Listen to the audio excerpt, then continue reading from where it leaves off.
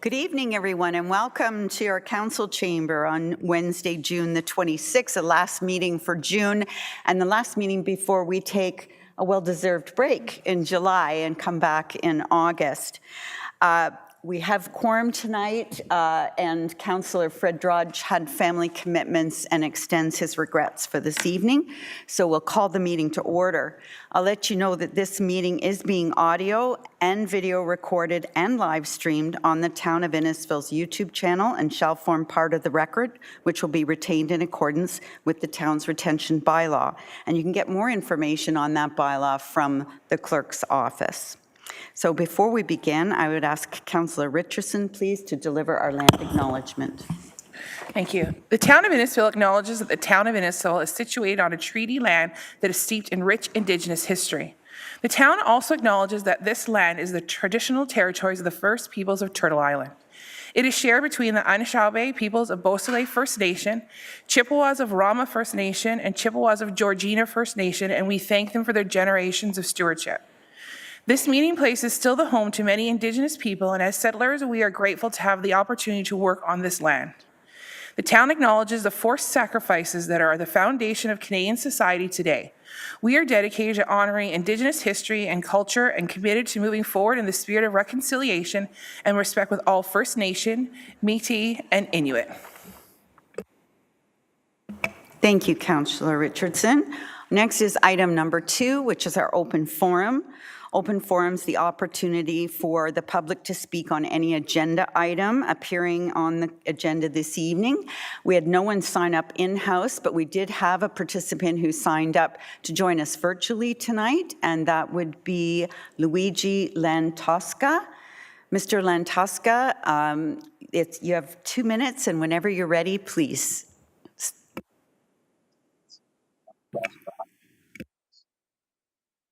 I'm here on behalf of the owners, the landowners, Royal Tuesday, as it concerns Section C10 of Mr. Lantosca, I am sorry to interrupt. You're just coming through a bit fuzzy. I don't know if maybe you could get closer to your mic or and perhaps start over. Is that better? Yes, that's better. Thank you.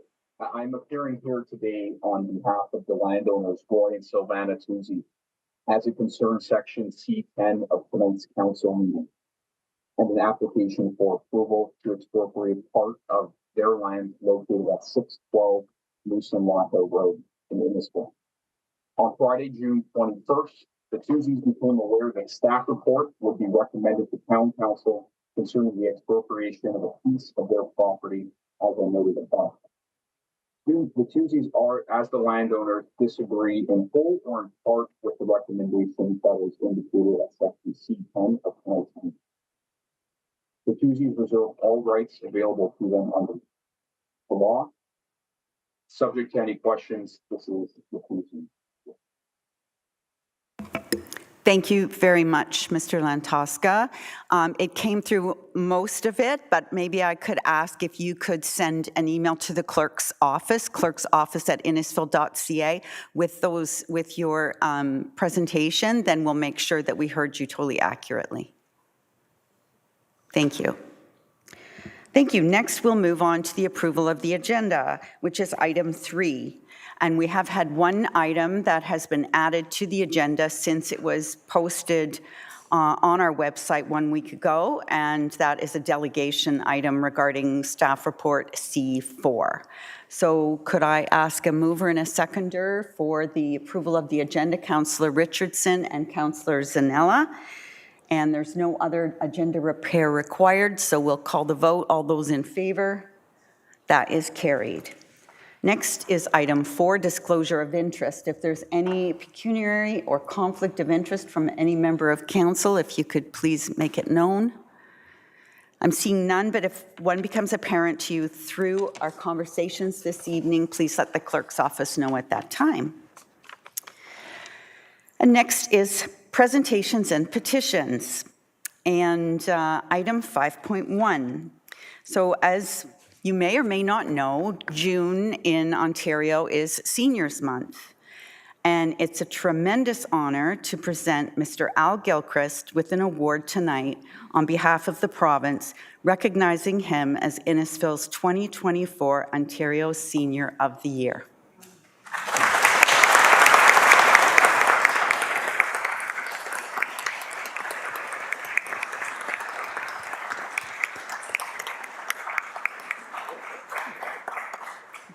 There is truly no one more deserving in our community than Al, and it was my pleasure to have have been able to nominate him, and definitely a privilege to present him with this distinguished award this evening.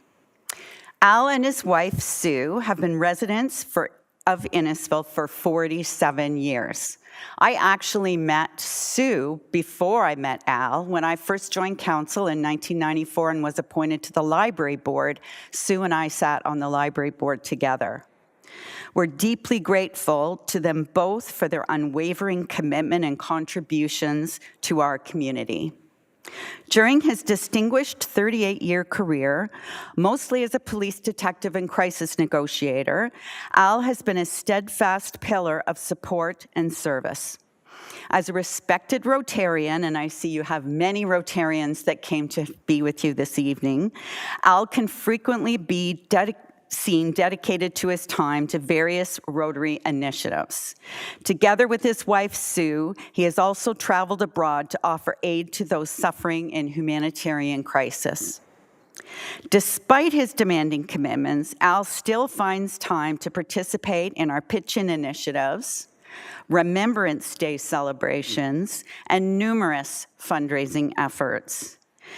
He was a key member of our fundraising committee for the Rizzardo Health and Wellness Center and currently serves as chair of the Innisfil Cabinet for the Keep Life Wild campaign, supporting our future RVH Innisfil campus. Al demonstrates true commitment to his fundraising efforts and to keeping wild by plunging into Lake Simcoe in the middle of winter for the past 2 years to raise funds for our future hospital. Al, on behalf of all of us, thank you. Your dedication, contributions are deeply appreciated, and you truly deserve this award. So please join me for a photograph as I present you with the award from the province.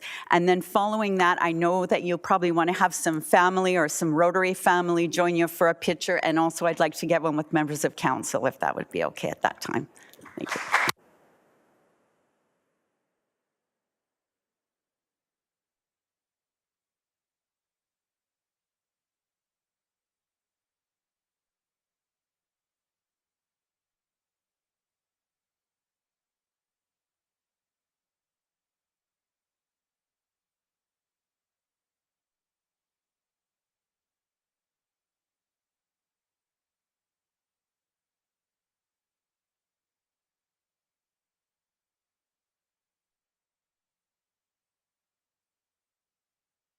Honor the Honorable Edith Lamont and myself as Hazard.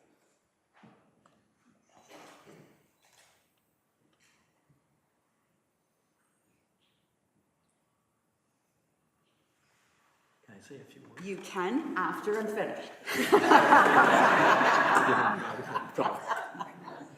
So I know another person that you provide so much assistance to is our Member of Parliament, John Broussard. He was unable to be here this evening, but he wanted to send you his scroll, as you know. Congratulations, Al Gilchrist, June 2024. As a federal Member of Parliament for Barrie Innisfil, I would like to extend my sincere congratulations as you receive the Ontario Senior of the Year Award. The energy and enthusiasm shown by your volunteerism is truly an inspiration to all. I can't thank you enough for the positive impact you make in the Barrie Innisfil community. We're going to have that corrected because it should be Innisfil Barrie, not Barrie.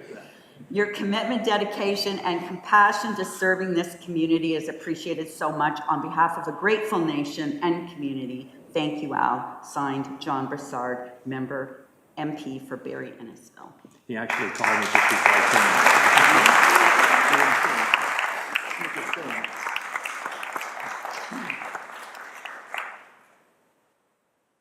Let's hope this works, does it? Okay. So, yeah, Al, thank you so much for everything you do for our community, and not only for what you do, but the way you do it. You know, positive energy, enthusiasm, positivity all the time, and it exudes from you, and somehow we all absorb it. So thank you for that. You poor people. Thank you, Lynn. Welcome. There you go. I promise you I won't be long. Lynn touched on a few things, and I was going to mention them. My wife Sue is up there. When we first moved here,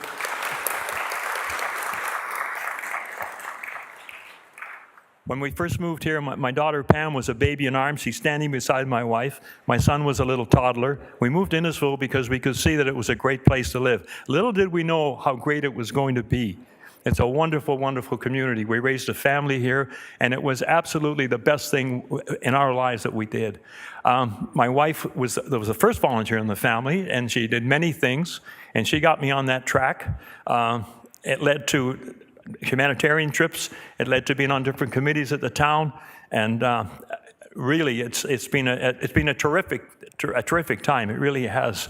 I just want to thank the members of the Rotary Club. I think the whole Rotary Club is here, but and also the family and other people from other committees that I work with are here. Thank you so much for being here tonight.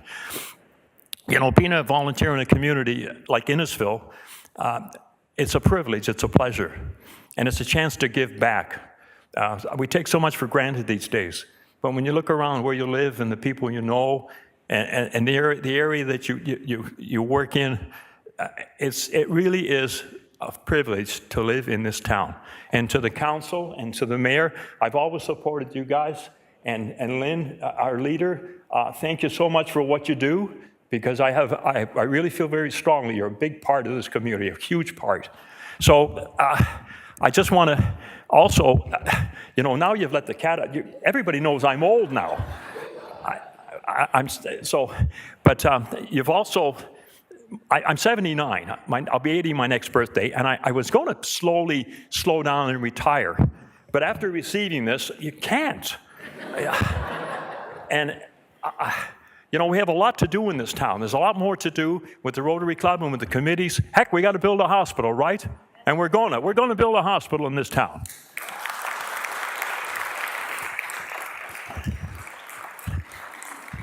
So to the committee and to the mayor, you've done it.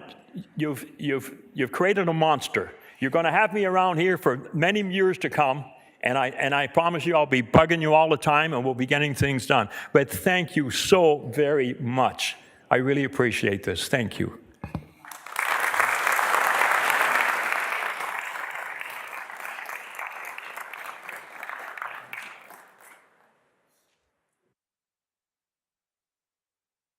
We can't interrupt this meeting by having a crowd down here. So my granddaughter, Cynthia Kid Cahoon, is going to join me for a photograph.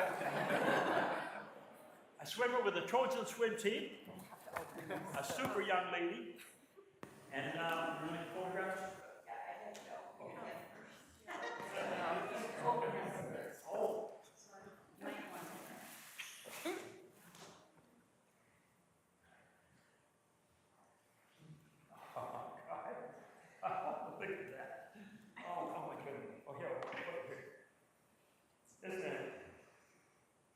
Isn't that lovely?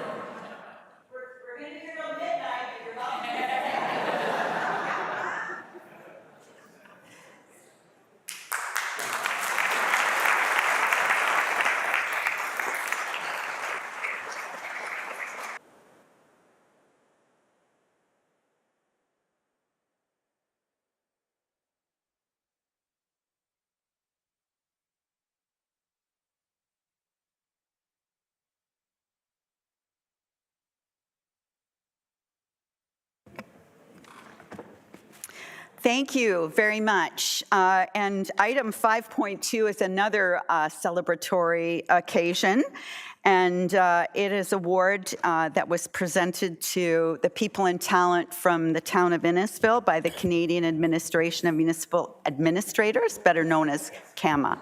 Oh, sorry, moved. I need a mover and a seconder, please. Councillor Richardson, Councillor Waters, all those in favor? That is carried. Now we can move on to item 5.2, and I would invite, I believe we have Brenda Orchard with us from CAMA virtually, who would like to say a few words. Good evening, Mayor Dolan. It's great to see you again. Councillors, staff, and ladies and gentlemen, I'm very pleased to be here this evening representing the Canadian Association of Municipal Administrators to present the town of Innisfil with the Municipal Inspiring Workplace Award. My name is Brenda Orchard. I am CAMA's first vice president. I'm also the board representative for the province of Ontario and the CAO for Lennox and Addington County in Eastern Ontario. Before I start, I just want to thank your CAO Oliver and your CFO Mike for their membership in CAMA, their support of CAMA. It's great to have them part of our team that stretches from coast to coast to coast. So I just wanted to thank them for that. So each year, CAMA honors excellence in municipal administration through our annual awards program. And we look at it in 4 categories or 4 areas: innovation, leadership, environmental leadership and sustainability, inspiring workplace, and collaboration with external organizations and other municipalities. And these awards celebrate local governments, CAOs, staff, and council, because staff couldn't do this without council support. And we celebrate your successful programs, projects, and services. So the awards program promotes professional excellence in municipal administration. We share the success stories across the country so that other municipal leaders can benefit from the excellent work that staff do. And that will be the case with your project, because at the conference I heard a lot of buzz about people interested in this. So given Canada's diverse communities, the awards for innovation, environmental leadership and sustainability, and the inspiring workplace are divided into categories based on population. So we have a category for population under 20,000, between 20,001 and 100,000, and population over 100,000. And this year we received 45 excellent nominations. Now, I know you're very proud of your staff every day for the work they do, and you're proud of your staff for the work that they've done on this project. I think you'll be extra proud when we go through the evaluation criteria that the committee uses to score the projects and come up with the award winners. It's quite an extensive process for us. So the committee looks at the innovation and creativity of the program. They look at the impact that it has on municipal administration generally. They look at the transferability to other municipalities. They look at the impact that it had on your municipality and the organization as a whole. And they look at the sustainability and the long-term positive effects of the program. So our Municipal Inspiring Workplace Award recognizes forward-thinking, people-first employers that have demonstrated leadership in creating an inspiring and positive work environment for its employees that enhances employee engagement, job satisfaction, and overall well-being. The recipients embrace progressive human resources practices that help build a resilient organization and demonstrate strong leadership practices that guide the municipality. Something that's very, very important. I think we all agree. So I'm very pleased to say that this year's winner of the Municipal Inspiring Workplace Award for a municipality with a population between 20,001 and 100,000 is the town of Innisfil for your People First, Our Best Investment initiative that was led by Lauren Small, Manager of People and Talent. And your worship, I believe you have the award with you, present in the council chambers. And CAMA has prepared a video to celebrate your success. And I believe your staff had that queued up to play with your approval. Thank you so much. Yes.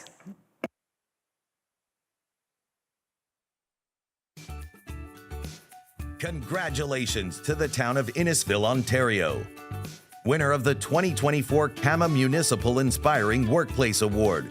in the 20,001 to 100,000 population category. For its People First, Our Best investment program. Innisfil is dedicated to helping the community grow in a sustainable way to become a place that is connected physically, socially, culturally, and digitally. To do this, their people-first approach is focused on attracting, retaining, developing, and growing people who have the skills, strengths, and abilities and right attitude to meet current and future community needs. This includes talent-focused activities and programs that support short-term and long-term objectives and align with the town's culture, mission, vision, and values. What makes Innisfil's program unique and innovative is working collaboratively with external organizations for talent management to not only grow and develop together, but create long-lasting relationships within the community. In 2023, the town received a grant from the Ontario government in partnership with Schulich Executive Education Centre. This program trained 100 employees and was extended to 100 community members. The townspeople-focused programs, initiatives, and policies are anything but traditional. They offer unique employee experiences, from a casual dress code, creative onboarding, bring your pet to work, personal and professional development, and flexible work arrangements. This allows employees to be their best self, belong, and excel. Congratulations to the town of Innisfil, Ontario, winner of the 2024 CAMA Municipal Inspiring Workplace Award.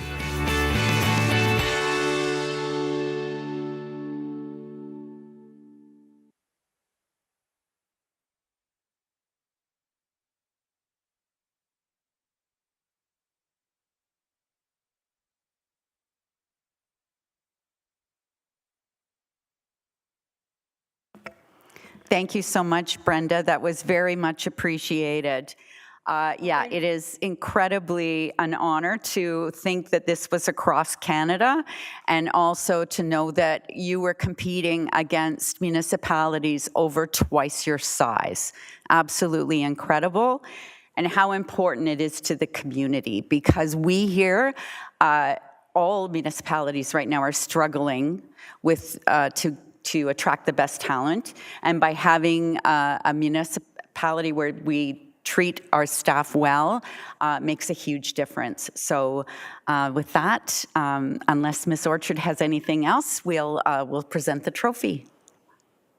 Thank you. Thank you.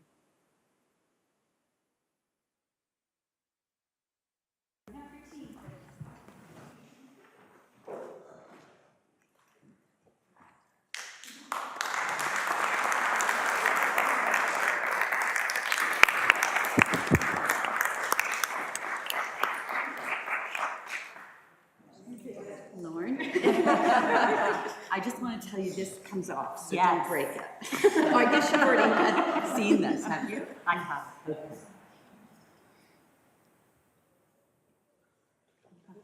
the whole team.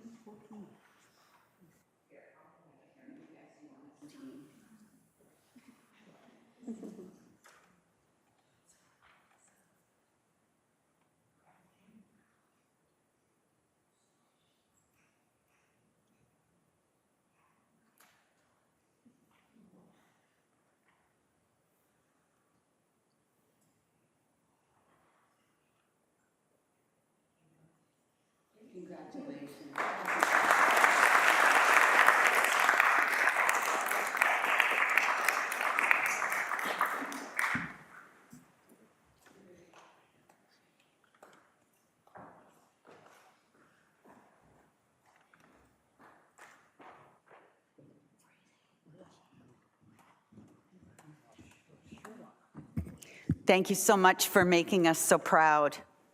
Thank you.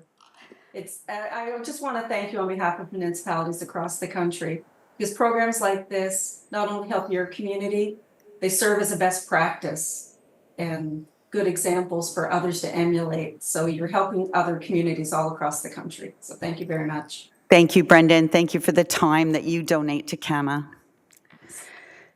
Next, I'll ask for a mover and a seconder, please, for the presentation. Deputy Mayor Fowler and Councillor Constantine. All those in favor? That is carried. And next, another good news story. Our hardworking Innisfil Accessibility Advisory Committee with their annual update.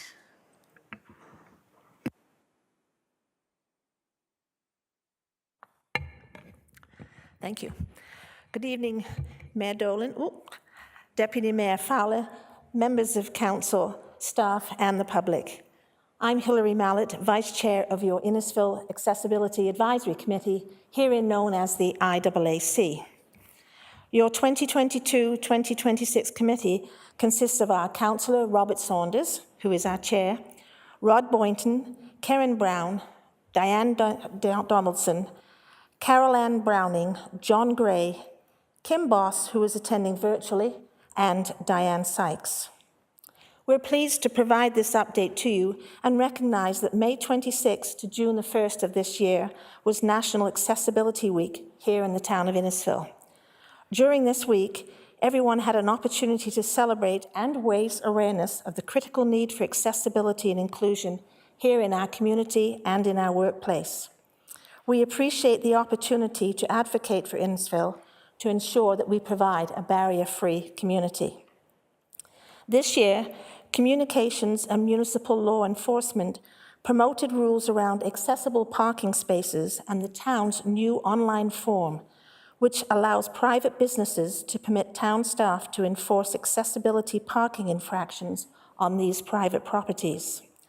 The following educational video was created and released at the end of May. I'd like to play it right now, and it's only literally 3.4 minutes, so it won't take too much time.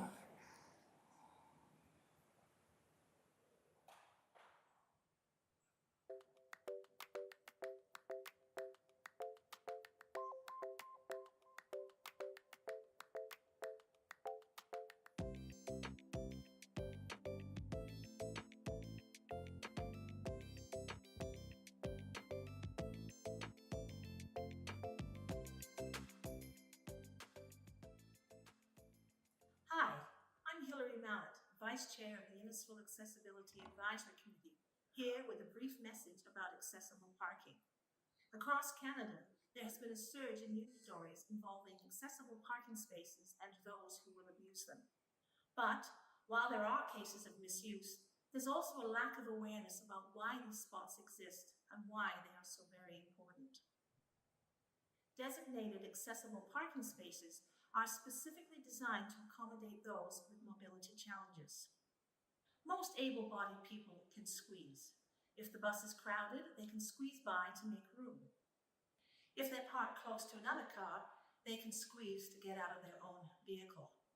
However, wheelchairs, walkers, and mobility devices do not have that same ability to squeeze.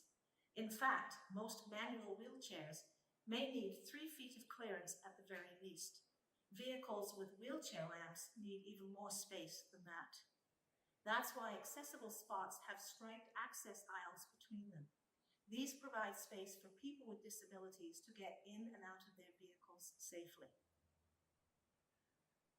But why are these spots positioned so close to the entrances? Well, people in wheelchairs are often shorter. After all, they are sitting. As you can guess, that makes it a lot more difficult to see them through the back of the windshield. Putting the accessible parking spots closer to the entrance reduces the chances of them being hit and or injured by a car backing up. As well, accessible parking spots for those with invisible disabilities, which could include joint, muscle, or heart problems. People with these conditions may not be able to navigate the distance of that parking lot without experiencing difficulty or pain. That's why just a minute in an accessible parking space can cause a major inconvenience for someone else.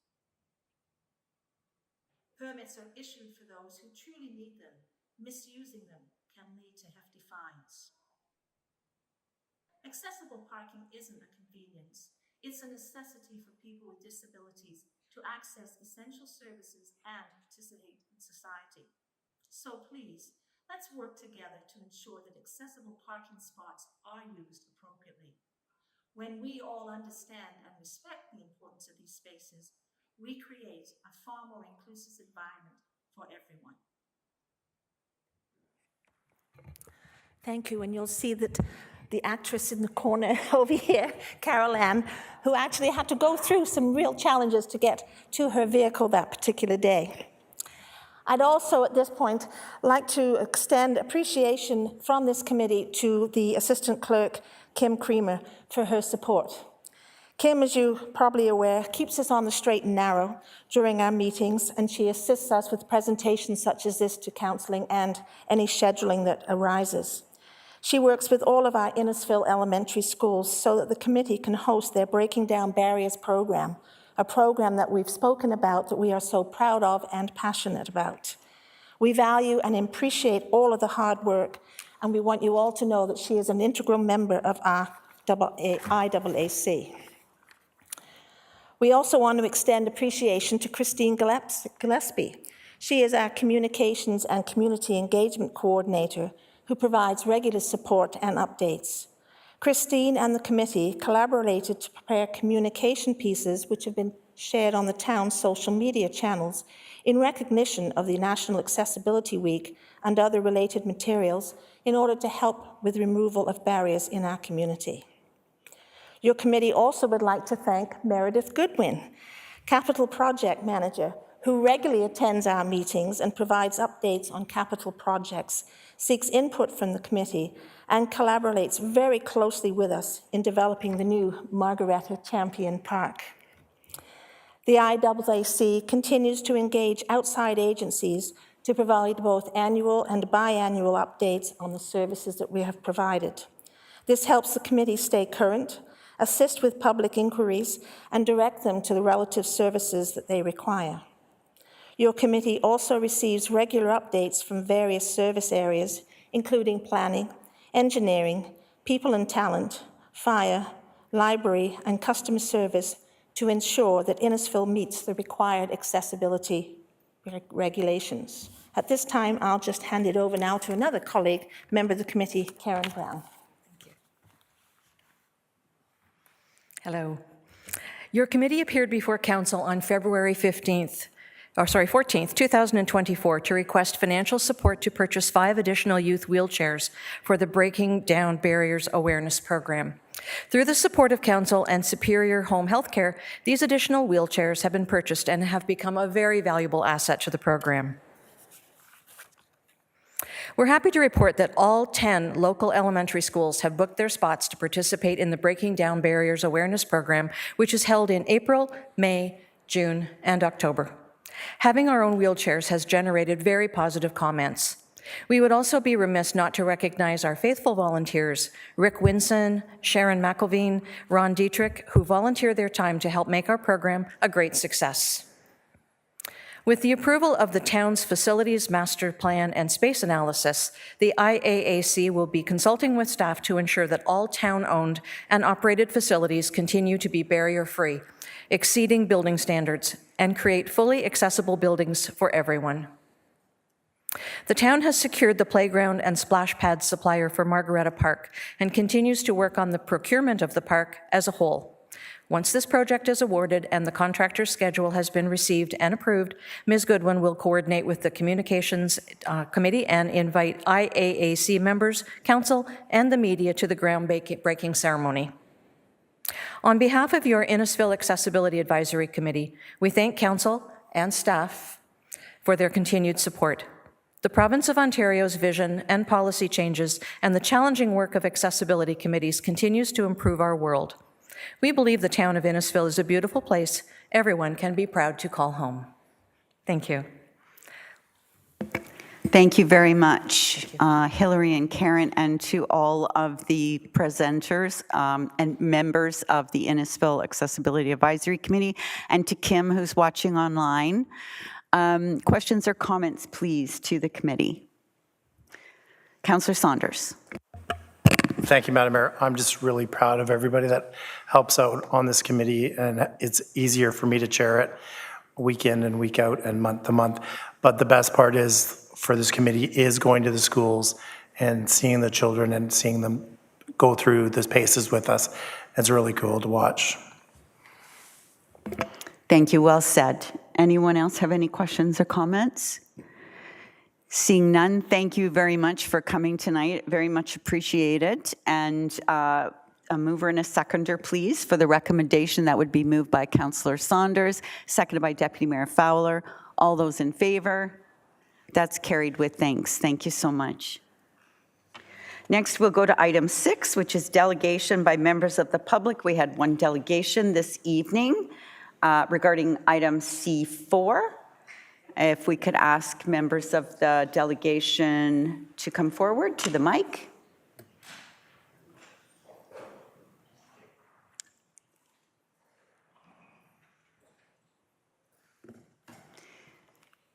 Thank you, sir. You have 10 minutes. Good evening, Madam Mayor, members of council, town staff, and the public. My name is Jim Katsopoulos, and I'm here on behalf of the owner of 5567 Yonge Street and in relation to item number C4. There is a quick 3D presentation, Madam Chair, and I just want to show you a couple of key slides. The first, obviously, this is the subject lands. And the matter before you involves Old Highway 11, which is the roadway immediately along the east boundary of the subject property. That just gives you a 3D dimension in terms of what's being proposed. But this is the one, Madam Chair, that I wanted to concentrate on. And this is with regards to the staff recommendation, specifically items number 2A and number 2B. And that is the, if approved by council, the construction of a turning circle or hammerhead south of 449 Old Highway 11. And that is the proposed turnaround or hammerhead along the north side of the property. And then recommendation number B, which is the construction of an improved southerly access of the farm. And that is obviously towards the southerly end of the site, and we have delineated those in the orange-brown color. And Madam Chair, if approved, it is the owner's intention to facilitate this requirement at his sole cost through the ongoing application that's before town staff for the subject lands. So that will be the mechanism in terms of how we're going to actually implement those recommendations if approved by council. Madam Chair, I just want to quickly go over and echo staff's comments on the validity of what this recommendation represents and why.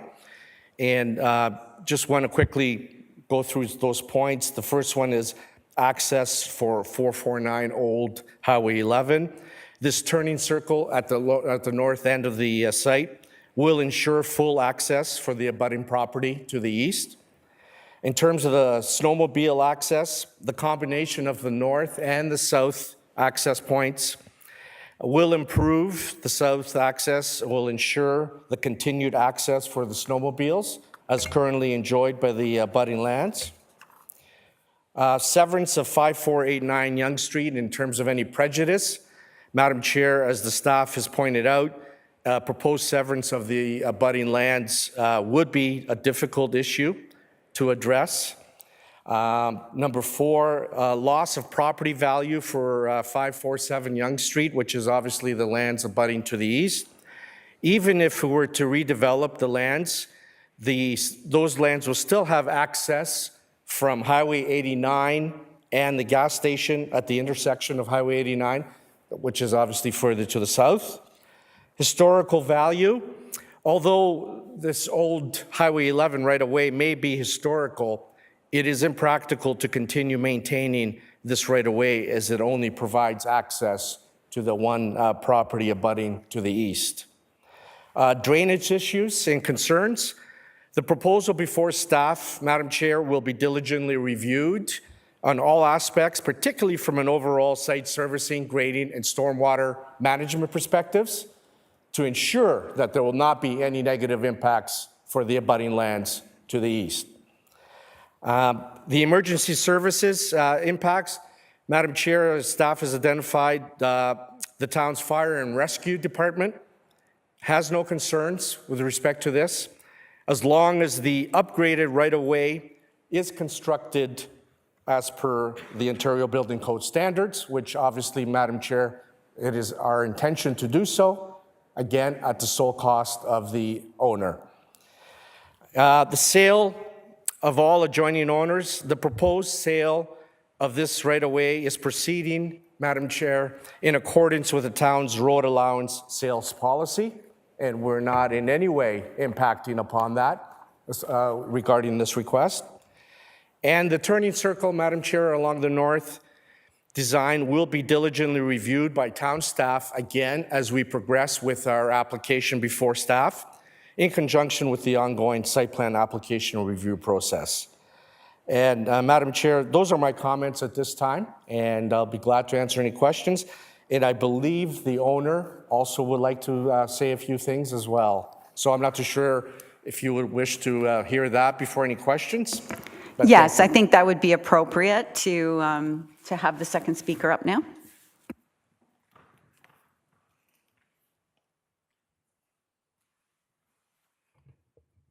Good evening, Honorable Madam Mayor and Honorable Councillor of the Town of Innisfil. My name is Bijan Pardis. I am the owner of Pacific Inc., which is the owner of this property at 5567 Yonge Street in Innisfil. I purchased this property in early 2016, and shortly later I was approached by one of the staff in the legal department of the town of Innisfil, a very nice and very useful lady, Miss Dennis Devenish, she informed me that there is this old Highway 11 which is obsolete, not used, and the municipality has no desire to really continue to own this property for its cost of its maintenance and improvement. Then I was interested at that time, but I was not 100% sure if it would be useful for my development. But recently, I have this idea for my site, which makes sense for me to own this property. I want to thank the staff report, which is a very recent report. They scrutinized, based on evidence, the benefit of this privatization to the public at large in Innisfil, and also to the municipality by saving a lot of amount of money in terms of maintaining and, of course, improving this road. I want just to tell you very briefly that the objections raised by neighbors are just a personal wish list, that they are not based on evidence at all, because I cannot, for instance, imagine how a historical value of a road could be changed by change of its ownership, and I have no idea why any vehicle user would have difficulty because of the privatization of a section of this old highway, such as snowmobile users. The other objections are also baseless. That is my opinion, and I strongly believe on that. And therefore, I really honor and I felicitate for their hard work, the staff of Town of Innisfil, for preparing such a comprehensive, objective, evidence-based report and recommending the privatization of the middle section of this old highway. The last item I want to say is that should the council approve this privatization, I received a list of dozens of appraisal companies in Innisfil, and Ms. Dennis told me that these are the companies that already worked and their work has been approved by the town of Innisfil. Should I retain one of them and do the job? I greatly appreciate, Madam Mayor, that their report should be final. Otherwise, we will be turning in circle of making appraisal after appraisal. So that's one wanted to make sure that what I spent and retain one of them and pay them to do the appraisal on behalf of the town, then that would be final. I am ready to answer any questions, either from any of the honorable councillors, yourself, or any of the staff member, or any of the public as well. Thank you very much for your time. Thank you, Mr. Pardis and Mr. Kostopoulos, for your presentation. Questions or comments from members of council? Deputy Mayor? Thank you, Your Worship. I'm listening to how you're expressing your thoughts and process. I have one question, and this is just something, it's a very practical question, and it's something that Councillor Ices would understand. Highway 11 is a major thoroughfare, Highway 89 is a major thoroughfare, and the farming equipment that goes on the property cannot go during really busy times. Like it's the way the community is growing, it's getting more and more congestion. Have you ever been inside a farm vehicle that on a road such as this, so you would be aware of the space it requires, the turning radius, the safety concerns with the other traffic? There seems to be a bit of a disconnect in that regard. So to dismiss it so easily, I think, is not a reasonable comment to make. But I just want to say that if you've ever done something that you would understand the scope of what you're asking of the farmers who bring so much to the community. Thank you. Can I answer? Thank you, Honorable Councillor, for your questions. Your point is well taken.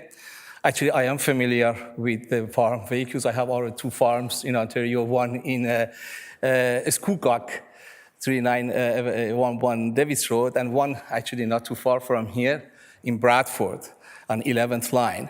So, and I have 3 farmers that are working, are renting those farms, and they are farming in those farms. And I saw all their vehicles, and actually I have to make special management of the access roads for those vehicles that they use.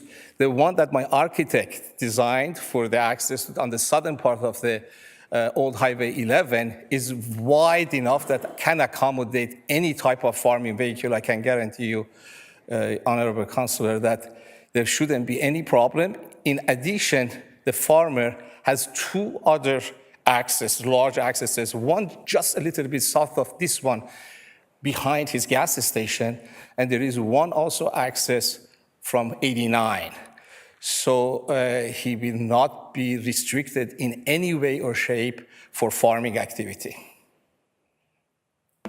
Councillor Ices? Thank you, Worship. I would also echo some of the deputy's comments. Council has received quite a few comments from the farming community. I'm a farmer as well, and there definitely does seem to be a disconnect in some of the correspondence that you've raised with your points between the use of that road within the local agriculture community and some of the information that you've provided us. So I'm going to leave that there because that will come, I'm sure, whenever the item gets discussed. I'm just curious of your history with doing these type of projects. This seems to be a very ambitious project with the 5 different restaurants, and quite frankly, for as long as you own the property, there's a bit of a disconnect with how ambitious you are with the state of the property now and what you're looking to do with it. So I wonder if you'd comment on your expertise on this type of project.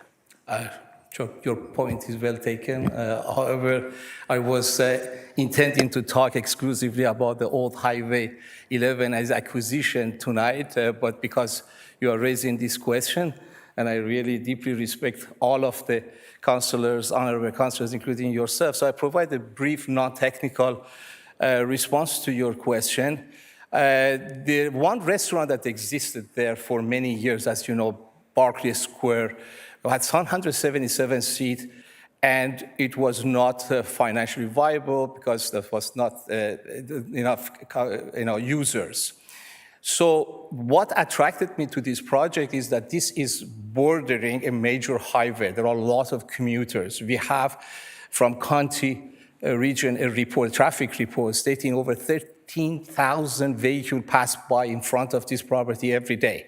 So we wanted to provide a service that the large number of commuters will use stay a couple of minutes without wasting any time and take what they need, fast food, or maybe even light grocery shopping or things like that, would be a major benefit to the public at large, especially the commuters that they are passing in front of this. And this traffic is intended to increase even further, as you know better than me.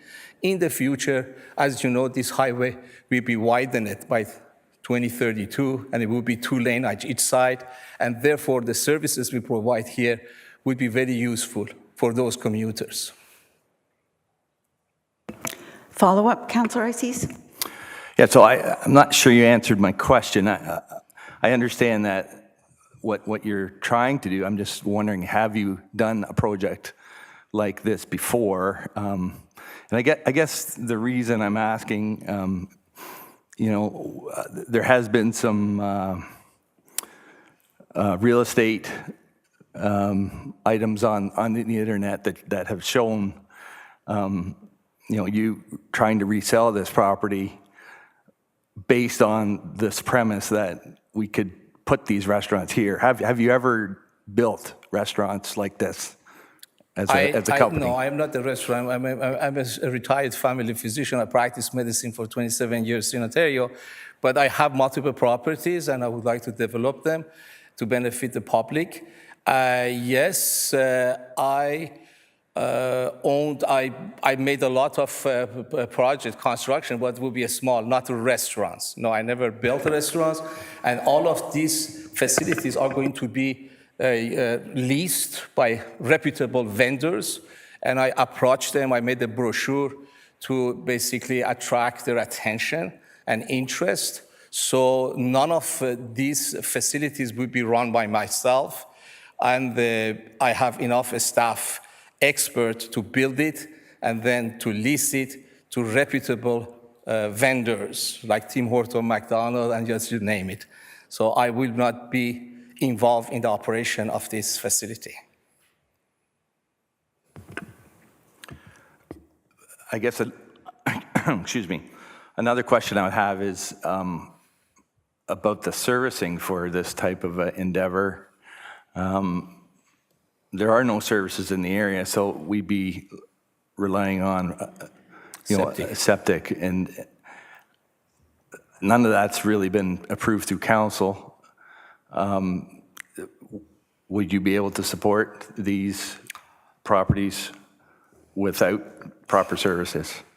Yes, Honorable Councillor, yes, I hired one of the most reputable septic engineering companies in Ontario, and probably my planner here can answer technical questions you may have, but I am 100% sure that we studied rigorously the needs for this facility in terms of the septic systems, and we have, our plan is to develop up to date the most sophisticated septic system, and also I am very much environmentally friendly individual, and I am very interested to even engage in some sustainability, because I want, for instance, some of these places to recycle their gray water since it's becoming increasingly affordable, and therefore that's going to reduce to some degree the need for septic. But the septic design that we provided has been rigorously analyzed and studied by our engineer,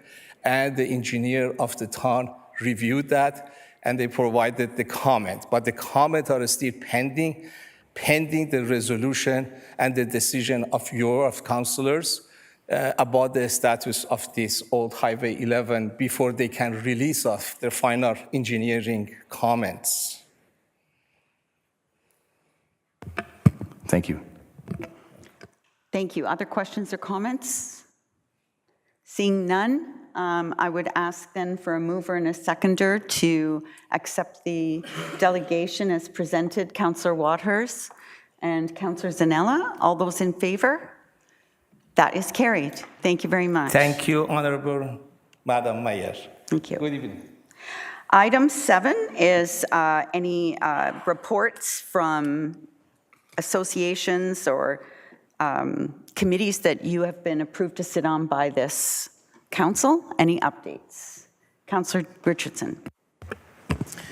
We had our library board meeting on Monday this week, and within our library board, we have a land acknowledgement committee that was working on a new land acknowledgement statement, and so they presented it to us at the board on Monday, and it was great to hear some new words of wisdom and new wording for the land acknowledgement, so it was great to hear that. Deputy Mayor? Thank you, Worship. Yesterday at County, we had a presentation of the Attainable Supply Action Plan. To break it down, it's the idea of creating situations that are affordable to households with incomes between 80 and 120% of median incomes. Generally, that's saying that if someone wishes to own a house, make it affordable to a family of two, for example, that works to make anywhere between 90 to 110,000 combined. And it even lowers it more so to the 50 to 80 zone if you're looking to rent. It acknowledges that the resale value of homes in the last 10 years has gone up anywhere between 172 to 219%, while income, sadly, has only gone up 37%. So there's a multifaceted approach that they're looking to use, and one of them is innovation initiatives, as the idea of exploring additional dwelling units on properties so that we can actually build on existing infrastructure, off-the-shelf housing, which is, I'm pretty sure people have seen the prefab homes that are made in the factories, disassembled and brought out to the public and built. They're also partnering with post-secondary institutions to discover ways to build faster. So like any sort of technology that the youth are being exposed to that would be relevant or beneficial to the community. And after the meeting, we were all invited out to the electric vehicle show in the parking lot, which was really cool. They had a series of vehicles that were all battery driven up in the parking lot. So we got to test drive electric vehicles. I spoke to experts regarding battery recycling, how they're moving from more cobalt-based to nickel-based, which is easier on the environment, and it's actually more beneficial to the community, and as well as the evolution of batteries, how they're getting up to over 400 to 500 kilometers of charge now, which is really good. And they're going to be presenting at the car show this year the first solar and electric vehicle. So the idea being that if you left it out in the sun for the day while you worked, it would charge enough to get you 64 kilometers without having to charge the vehicle at home or at work. So, I mean, all in all, it was a good day. It was just lots of learning moments and what we can do. Thank you. Thank you. Anyone else? Committees? Seeing none, I did attend the South Simcoe Police Board meeting this morning. Most of it was business as usual, but we did talk a bit about a new launch of an online tool in order to report minor crimes. The idea to allow people to report stuff that they wouldn't normally report. Say if you'd left your doors open, there was some change stolen from your car, you might not take the time actually to phone or drive to the police service to report that. However, if there was an online tool, hoping to capture more of that, and then also be more efficient with resources as far as investigating minor crimes, certainly not to be used for anything major. And then the other board meeting I attended this week was Thursday and Friday. It was the June board meeting for the Association of Municipalities of Ontario, the last board meeting before the conference in August and the election of a new board. It was hosted by the County of Simcoe because the GM Wilcox, who is the General Manager of Corporate Services for the county, is also the Secretary Treasurer that served the last 2 years for AMO, and so his county, our county, hosted the meeting for municipalities across Ontario. We had congratulated Mayor Billow from the City of Timmins for getting elected to the Federation of Canadian Municipalities Board, and also Josh Morgan, the Mayor of London, Ontario, for being the new chair of the Big City Mayors of Canada's task force. So we've got some good positions in the Ontario caucus. We discussed social and economic prosperity review, of course, homelessness encampments. There are now 1,400 homelessness encampments across Ontario and counting. The action plan on opioid crisis, as long as infrastructure and funding updates, among many other things. The nominations have now closed for the elections for the board in August. I'm going to need lots of help campaigning. There's 11 people running for 4 positions, so I'm going to need lots of help from my team.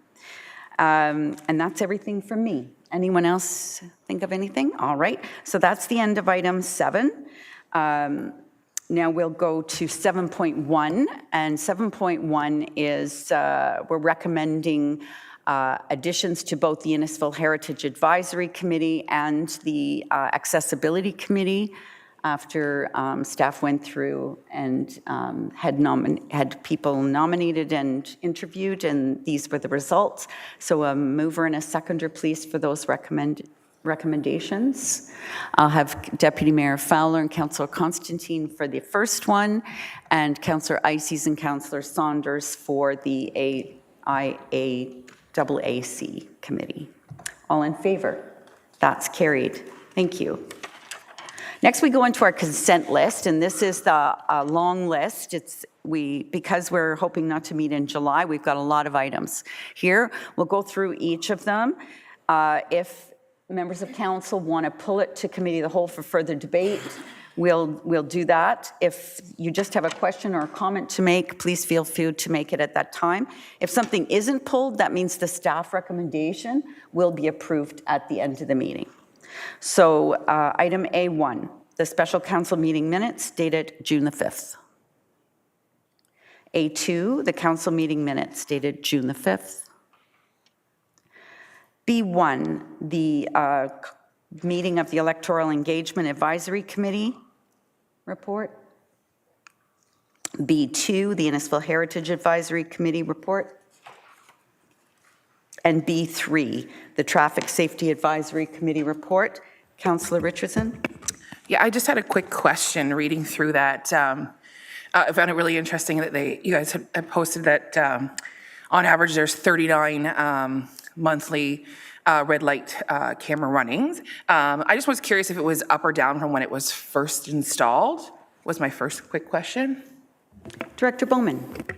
Thank you, Your Worship, and through you to Councillor Richardson. Yes, when we took measurements for a week, we had 398 occurrences. So we're really happy with the results, and we've now seen that type of result sustained for 4 months. So looking forward to giving Council a bigger update about that project and other camera-based enforcement coming in the future at a future opportunity. Another quick question. Just to clarify for residents, a lot of residents reach out to me quite often about the traffic safety. So just if a resident wanted to attend a meeting or had an issue they'd like to bring up to have spoken about at the Traffic Safety Advisory Committee meeting, what is their best practice to do that? Director Bowman? Thank you, Your Worship. And I just got the nod from the clerk's table. So clerks does receive requests, and we'll make arrangements with anyone interested in speaking with us. Thank you. Thank you. And I would just like to add to that as well. So typically, the first thing we need to do is gather data. So the first thing they should do is report it to customer service. Customer service will put it on the list. We'll get the traffic counts and the data for that area. And then typically the Traffic Safety Committee will hear appeals. So if somebody says, yes, people are speeding down my street, and we do the data and it says, well, actually the 85th percentile is not speeding down your street, and you wish to appeal that decision, then you come to the Traffic Safety Committee. But the first best step is always to customer service, so we can get those wheels in motion. And thanks to Director Bowman, those wheels are happening a lot faster. When we first started this committee, we had a 2.5 or 3 year wait list to gather the data. Now we can get that data turned around in like a month. So, and when we have the data, we can make data decisions or decisions based on the best data.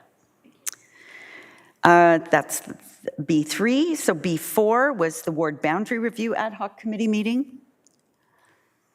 Seeing none. C1, the short-term rentals. Deputy Mayor Fowler. Yes, I'd like that pulled, please. Thank you. C2, that was the community service group affiliation policy. Councillor Constantine. Calling that one. C3, the municipal fleet electric charging stations update. C4, the sale of part of Old Highway 11.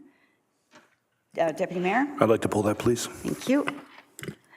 C5, the Innisfil Executive Estates Phase 2 water servicing allocation. C6, the 1357 Bel Air Beach Road zoning bylaw amendment. I just had one question on that one, if I could, through to Director Lee, and that was the public meeting, statutory public meeting for this zoning application was done in 2019, and I wondered, do we usually have like is there a statute of limitations on public meetings? Is there a time when it's old enough that you have to redo it again? Or do we keep records? I noticed everything was answered in the report as far as the concerns that were brought up at that meeting. But also typically when we have a statutory public meeting, we will notify people when the item is coming back so that they can come and hear the debate at the table. And I wondered if we would have notified people from a 5-year-old public meeting. Thank you, Mayor Dolan. So under the Planning Act, there is no statute in terms of sort of the limitation of when the public meeting is held and the requirement for another public meeting. But there are provisions that if there's a substantive change in the application that you can have a second public meeting. It's not a requirement. And in a case like this where changes are made as a result of the public meeting process, we typically would not then hold a second public meeting. And consistent with our other applications, there is, if you've signed up for the notification, you are notified of when the decision has come to council. Perfect, thank you very much. Next is C7, and that is the zoning bylaw amendment for 7958 Yonge Street. Councillor Ices? I'd like to pull that one, please.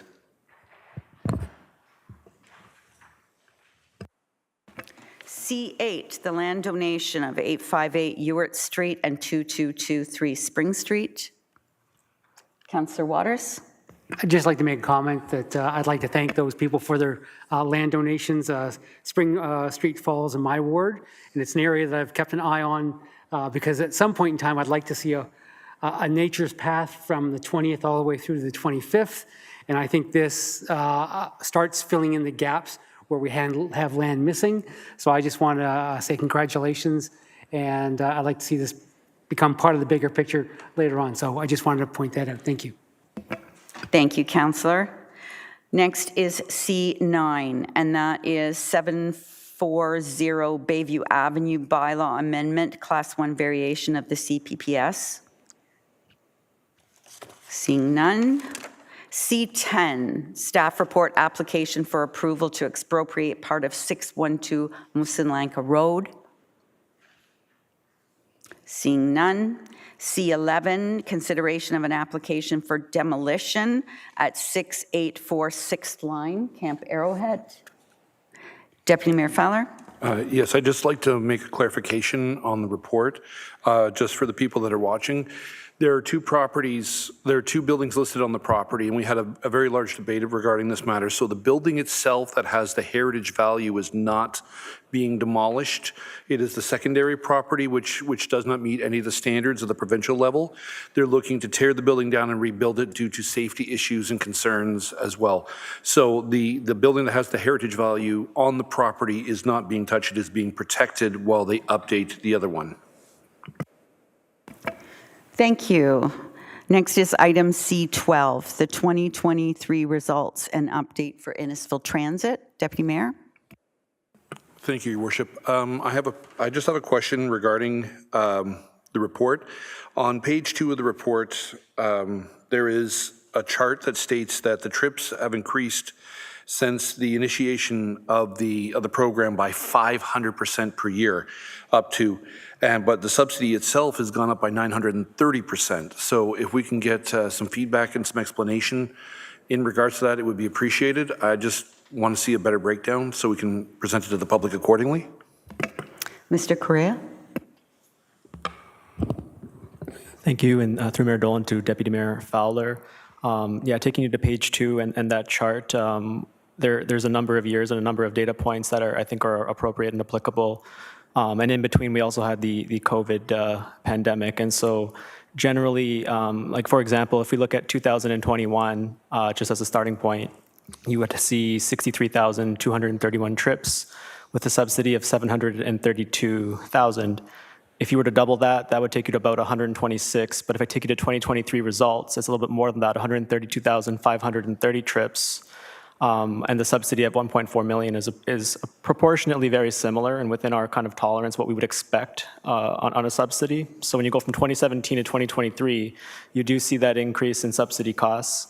But you also see that increase in ridership. And I think it's a question that warrants further analysis and perhaps reporting through council. But one thing we have observed is our hubs, for example, going to Barrie Go, some of our community centers, which have the highest subsidy rate, are being increasingly used by residents. And so the service is being well utilized. And with that comes pressure on our subsidy and ultimately our costs. So we've been working with Uber. Ultimately, we're comfortable that the subsidy and the trips and that relationship is appropriate, but it is something that warrants continuous attention and something we'll probably report on over time. Thank you. Thank you. Follow-up, Deputy Mayor? Just one other point in regarding the voucher plan that has been put into place. I know we're only halfway through the season when we're looking at reviewing the potential of extending it. I just want to say that I've heard a lot of positive feedback from residents in Cookstown, the youth that work at the Tanger Outlet Mall. I think this is something I can support, and if I have an option to present to you that I personally would like to see it continue if we can do so. I think it's worth funding because it funds our youth, it funds employment, it funds many of the parents that put their kids in Uber and off they go to hockey, for example, but can't get back. So this is a beneficial thing, and I appreciate the fact it's been put into place, and I'd like to see it continue. Thank you. Councillor Richardson? I just wanted to add that I'm really looking forward to the transit survey and hearing the resident feedback from that. Thank you. Thank you. And my input would be, I'm just so happy to see a 92% completion rate, like over 90%. That's just great. And the wait times coming down as well is actually great, like a 5.2 minute wait time. I'd like to see anybody get a bus that quickly. But speaking of buses, these Simcoe Links information in there that Route 7 is coming through Innisfil will also be helpful and take some pressure off our Uber system, our Innisfil Transit. Councillor Waters? Just a quick question. Everything seems to be relatively positive with Uber. I've always been a strong supporter of it. Are we getting any negative feedback from the riders in terms of that we need to address that we're not hearing in the report? Through Mayor Dolan to Councillor Waters, we have seen an increase in customer service requests and I guess inquiries, some related to service disruptions or driver availability. We've heard a deputation a number of months ago about the pickup and drop-off locations, which is spoken to briefly in this report. So certainly the system's running well, but not without challenges. We do work, we have a weekly or at least a bi-weekly meeting with Uber where we kind of go through the cases and what we're hearing from the community and do our best to respond in a timely manner. Excellent. Thank you very much. Thank you, Councillor Waters, and I can pretty much guarantee that our Innisfil Transit gets a much better satisfaction rating than the TTC does. All right, next is item C13, which is the street naming for a subdivision at Shore Acres Drive. Next, item D1, that's the 2023 Annual Investment Report and Review of Investment Policy Statement. Thank you. Seeing none. D2, the 6th line and Highway 400 interchange update. Deputy Mayor Fowler. Thank you, Your Worship. On page 2 of the report, I just have a question. It states that there's to be new bridges. Highway 400 currently crosses Innisfil Creek by means of a structural culvert. The culvert would have to be extended to accommodate the new interchange. The current MCA study has determined that the culvert is approaching the end of its service life, and constructing a bridge at this location has a comparable cost to a new extended culvert and will provide benefits for aquatic and terrestrial wildlife, as well as simplifying access for maintenance. Whose money does this come out of? Is it provincial? Is it our budgets? Is it, considering it's going under the 400 again, how do we play this out? Director Lee. Thank you, Mayor Dolan. To Deputy Mayor Fowler. This is an MTO project, so it is provincial. So where would we have them say in regards to this? We just stand back and let them do their thing, and then that's it? It's their engineers, their responsibility. I'm curious, considering that it affects the interchange directly.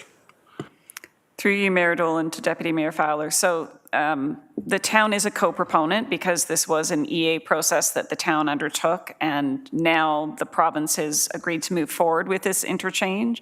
So we are a co-proponent on the application. So we are involved in the design and the review throughout the entire process. The capital engineering team has been part of that. So we are engaged, but it will be their project ultimately. Thank you. Director Lee, is any more land need to be acquired, or is the current, or do we know that yet? Through to you, Mayor Dolan. There is actually information now on the MTO's website about this specifically. They've gone through the review of 2 new options of a Parklow A4, or there's a modified version of that. The preferred option that they've looked at eliminates or minimizes, I should say, the amount of land that they're looking to acquire, but there is additional land acquired, and they're still working through, based on the design, how much that land will be. Thank you. Seeing no other questions, we'll go to, where am I now? D3, the single source purchase for Innisfil Rec Center compressors. And D4, the design build Innisfil Beach Park improvements. And then we'll go to bylaws. E1, that's the fees and charges bylaw that we saw 2-3 weeks ago. Seeing no comments on that. Then E2, which is a bylaw to temporarily permit dogs in town parks at all times, since it worked last year. Councillor Waters? Just a quick question pertaining to the dog park, the water dog park. In the original design, where we have the current location is supposed to be temporary, and because in the design it showed it was supposed to be in a different location. Has there been any further design in terms of the final location of that dog park?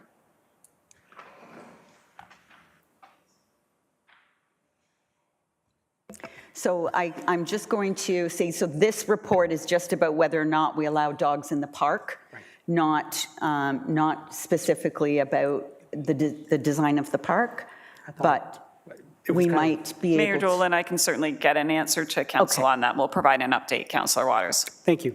Thank you. Thank you so much for that. And Director Bowman, I think Councillor Zanella and I heard from a gentleman at the neighborhood nights at Leonard's Beach that there was some conflicting signs. There was a sign that said no dogs allowed, and then a sign that said dogs allowed on one post. So I'm just pointing that out because I forgot to tell you about it. Chris is nodding his head, so thank you. All right, and then E3, which is the zoning and remove the H syndrome from, this is 1176 second line, Town of Innisfil. Councillor Richardson? Can I pull that, please? That's pulled from Councillor Richardson. Thank you. Then we go to item F, correspondence for action. We have none. And item G1, we have the minutes of the Innisfil Police Services Board meeting. We have a proclamation for the longest day of smiles, which is about providing surgery for cleft palate, children with cleft palate. A proclamation for National Drowning Prevention Week, and a proclamation for Indian Independence Day. Seeing none pulled, that is the end of our consent list. So we'll go to our consent list recommendation. If I could have a mover and a seconder, please, to pull those items. Councillor Zanella, Councillor Richardson, all those in favor? That is carried. Now we'll resolve to committee of the whole for further debate. Deputy Mayor Fowler and Councillor Saunders, all those in favor? That is carried. So the first item that was pulled was the short-term rental, and that was pulled by Councillor Fowler. I need a seconder for this, please. All right, Councillor Constantine, thank you. I got one question before we begin, and I'm just, for the point of clarification for all who are watching this, that item, recommendation 3, that staff proceed with the development of a proposed licensing framework to regulate short-term accommodations in Innisfil and report back at an upcoming council meeting with the framework, including the timelines, resources, and financial implications necessary to implement the framework for further council direction.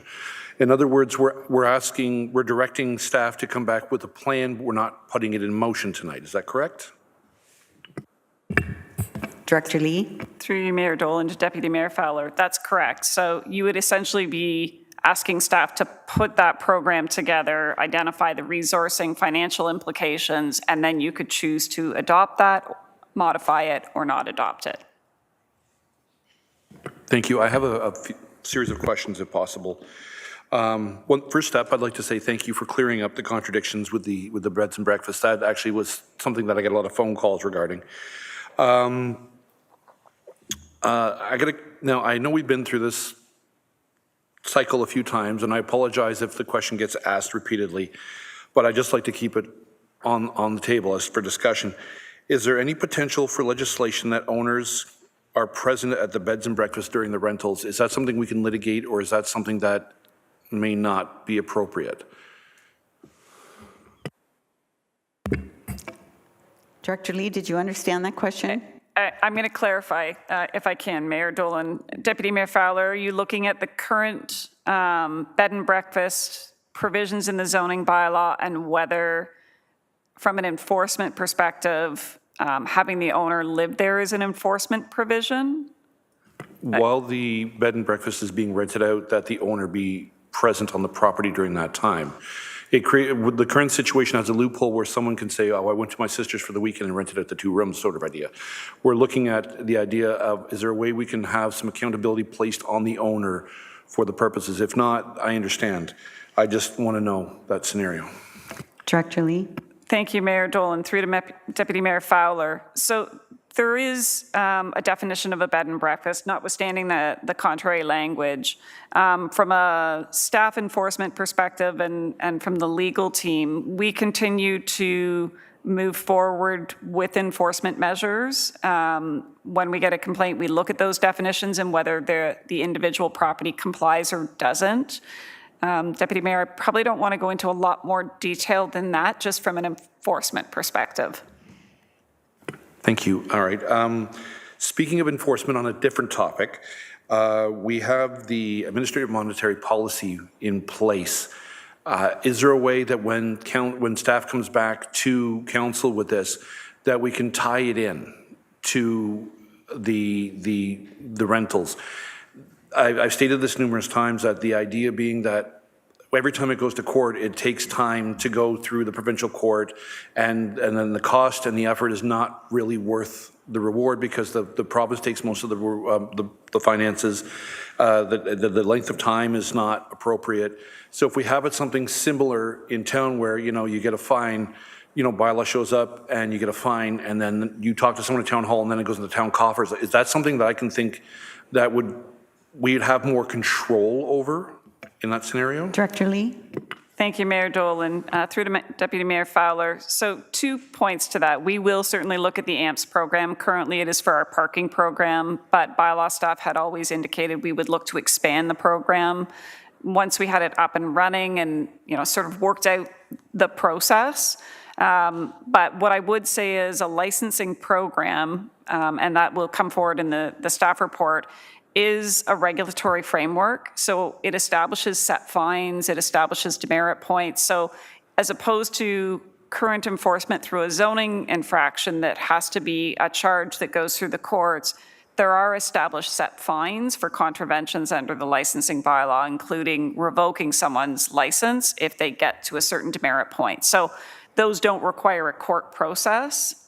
So it is a little bit more immediate than the current situation through the licensing, but we'll also address AMPs as we bring that forward. Thank you. And one final question, if I may. On page 1, there's reference to court cases. At that time, it was noted that there were matters in the courts that should conclude before any further amendments were considered. As these matters have now been resolved, it is now considered appropriate to proceed with the minor correction amendments that have been outlined in this report. It's very vague. We went to court over this and we were told that we were waiting for these judgments to arrive. Is this something we're legally bound not to discuss, or is it something that we can shed a light on? So Deputy Mayor Fowler, I would have to look at the information. I can confirm that we were successful in the prosecutions and we did obtain fines, but the specifics of what those final decisions were, I can't tell you off the top of my head. I can certainly look into that further. Councillor Constantine. My question is regarding, we were given 3 options, and the recommended option is 3. I would like to know, by choosing option 3, would the town achieve the desired outcome of regulating the short term? Through you, Mayor Dolan, to Councillor Constantine. So the options 1 through 4 that were identified on the top of page 2 of the report, those were the options that had been provided in the previous staff report that Council considered. At that time, Council, did adopt the amendments to the zoning bylaw, the CPPS bylaw, which was option 3, but not the licensing. If we came forward and Council in the future did agree to a licensing bylaw, when we bring that report, that would essentially be either an option 1 or an option 2 in the future, if that's where Council chooses to go. And that licensing bylaw does provide additional tools for staff in terms of enforcement. Anyone else? Councillor Ices. Thank you, Worship.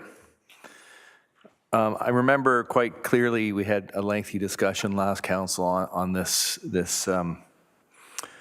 topic, and the one thing that kind of stuck with me, and I think it was part of the reason why council dealt with it the way they did, was we're asking to put a license on something that's not zoned for that use, and that was kind of that's what stuck with me. And I wonder if you can explain to me how we can license something that isn't allowed in that zone. We have a residential property. It's not a hotel. We're going to give it a license so it can be a hotel. I don't know if that's the right phrasing, but that's what's in my mind. So help me understand how we can license something that isn't allowed to be there. Mayor Dolan, through you to Councillor Ices, I think the short answer is we wouldn't issue a license because it's not zoned to allow that use, and therefore they would be charged with not having a license, which is one more tool. So we wouldn't, one of the requirements typically in a licensing bylaw is that they comply with the zoning bylaw.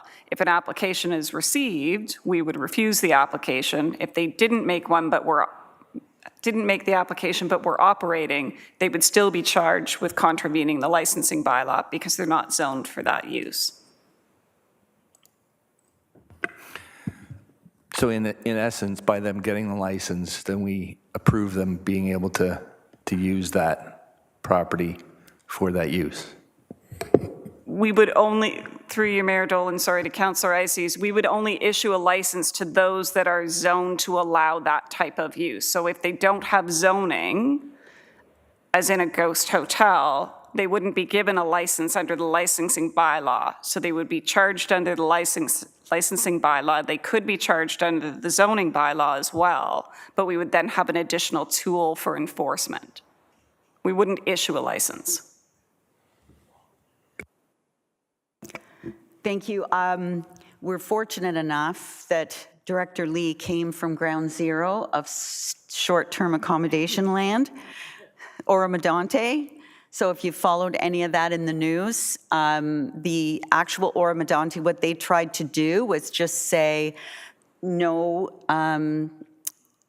short-term accommodation in any residential area, and they lost. And they appealed that decision, and they lost. Stop me if I'm wrong, Director Lee. No, Mayor Dolan, I wasn't there for the last part of the loss, but that is my understanding, is when they went through Superior Court, the decision was overturned so that the decision by the OLT stood. And it's been made clear to me over the last several years that the only municipalities that seem to be having success in this particular area are ones that have a licensing regime. I talked to two couples last night from Tiny Township who said that it's cooling down there. I know Town of the Blue Mountains has got a licensing regime that's working. Prince Edward County's got one that's working. I had a local resident tell me, you don't need to do it. You should just do what Burlington does, because Burlington's got it figured out. So I called the mayor of Burlington, who said, we don't have it figured out. We're going with licensing. So it's that, and I get it. I get that you don't want to enable something that you don't want to see, but at the same time, if you don't have anything to take away, there's nothing you can do. You have to give them something to take it away. And to the deputy mayor's point, yeah, you know, one of our bylaw officers could walk up to a door and say, is the owner here? Oh yeah, owner's here. Yeah, but they don't want to come to the door right now. And what do you do? Like you can't demand they do. So the enforcement issue is the issue, but with the AMPs in other municipalities, I've seen it work. But what I don't want to do is, if council is seriously just against licensing, nope, never want to do it, I don't want to put them through months of work to come up with a licensing regime only just to say, nope, we're not considering licensing. So if that's the case, if you're absolutely convinced licensing's not the way to go, let's save the work and not do it. I personally, just based on experiences from other municipalities, think it's the only thing that I've seen, the only tool that I've seen in any municipality, and I've talked to hundreds, that is having some impact. Councillor Waters. I'm going to shoot down your balloon.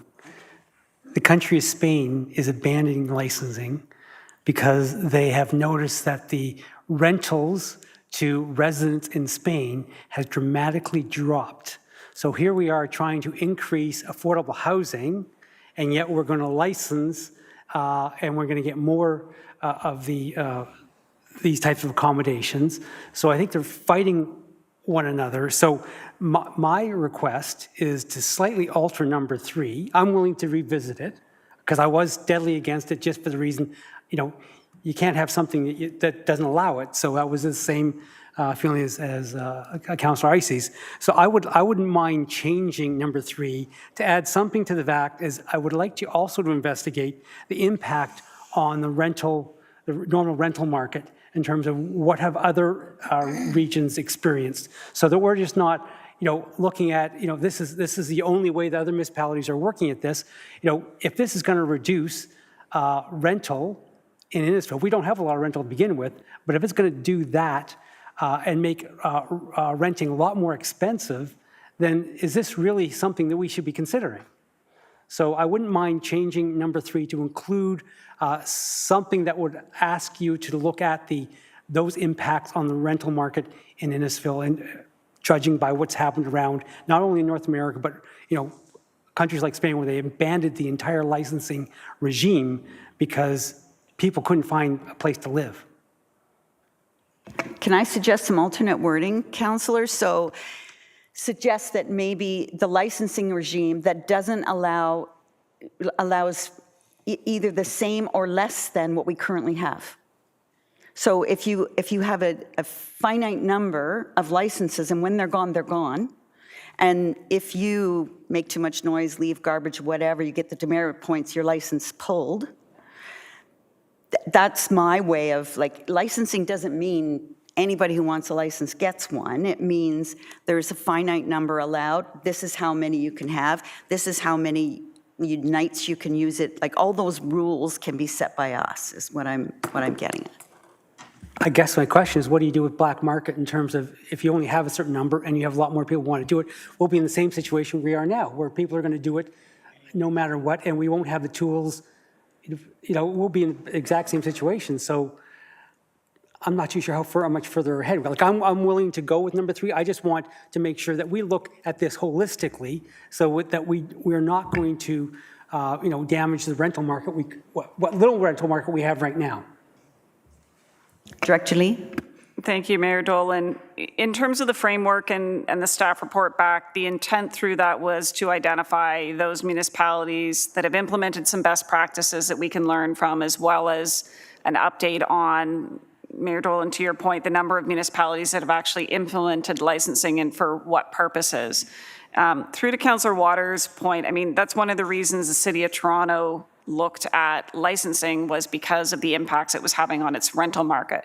We're not the City of Toronto, so we have to try and look at what's comparable to Innisfil in terms of having that sort of resort and being in a lakeside community. You have rentals that you want to encourage versus those rentals we want for year-round use. So we can certainly look to incorporate what you're asking for as part of that staff report in terms of what are the potential implications on the rental market.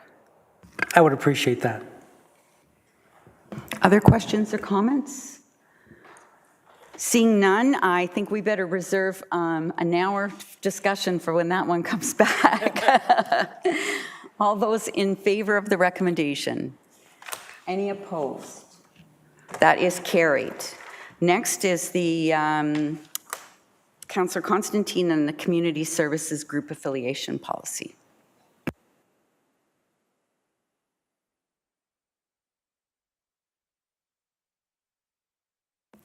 Could you turn your mic on, Councillor? And the report, it shows that there is a new proposal for the community service, and it shows that it will impact the garden club. My question is, what negative impact would the new proposal have on the garden club? Would that impact their once a year plants and sales and bake sales that held at the Arboretum at 20 Side Road and Shore Acres? Ms. Botham? Thank you, Mayor Dolan. Through you to Councillor Constantine. The Garden Club specifically, they will benefit from this. Their meetings will fall into their 12 hours per month, so they won't have to pay for their meetings any further. And then they could also apply for their event space for their garden show that they do have down at the Shore Acres area. Thank you. Councillor Richardson? Yeah, I just wanted to actually add, as a member of many local community groups, I'm excited for this and for future collaborations. There are many of our groups that don't have their own meeting space for stuff like that. So this as an option is great, and I think it's fabulous. So awesome. Thank you. Councillor Ices. Thank you, Worship. I too am interested to see how this is going to go. I think it gives our volunteers in the community, a chance to use space that benefits everybody. I guess my question is, in the examples that were used, when a group puts on the application form that they're donating something, when we talk about community benefits, a lot of those things aren't necessarily, you can't put a dollar value on it. So I struggled with this a little bit, Mayor Dolan and I got invited to the Stroud Seniors dinner this week. They do, a great thing for their group. There's good community good community feel there. How do you put a dollar value on that? Are we looking to put dollar values on things given back, or do those things, will they qualify for this program? Through you, Mayor Dolan, to Councillor Ices. That's a very good point, Councillor Ices. The in-kind piece will be one that we will work through with each groups. The benefit of this is we know that there's lots of community groups that may not, cut a check or be able to purchase something to put in a park. We will need to evaluate it and continue to update it if needed.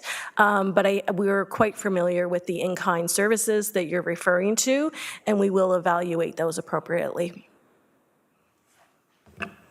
Thank you. Anyone else? Seeing none, we'll go to item C4. That was Deputy Mayor Fowler. Thank you, Worship. Sorry, did I miss one? I didn't take the vote on the affiliation. All those in favor? I do need a holiday. I do need July off. Okay, now is C4, and that would be Deputy Mayor Fowler. Thank you. My seconder would be Councillor Zanella. I have an issue with discussing this particular item on the agenda without the ward councillor present. I think that's very disrespectful. He is the one who is he's affected by this. These are his residents that are approaching him primarily, but the rest of us as well. So such being the case, until he is at the council seat, I'd like to defer this to the August meeting, please. There's a motion to defer on the table till when? The council meeting in August. The council meeting in August, and you have a seconder? Councillor Ices. Actually, I think it was Councillor Zanella. Oh, sorry, Councillor Zanella, sorry. Okay, so questions or comments on the deferral motion only? Councillor Ices. I just want to say I do support this as well. I know Councillor Drodge has really taken this issue on, and he definitely wanted to be here, and I think it's only fair that we accommodate that he can be here for the discussion. Okay, any other questions or comments? All in favor of the motion that's on the table? 1, 2, 3, 4, that's carried. Next is item C7, which was pulled by Councillor Ices. Thank you. Councillor Waters, you be my seconder? Yeah.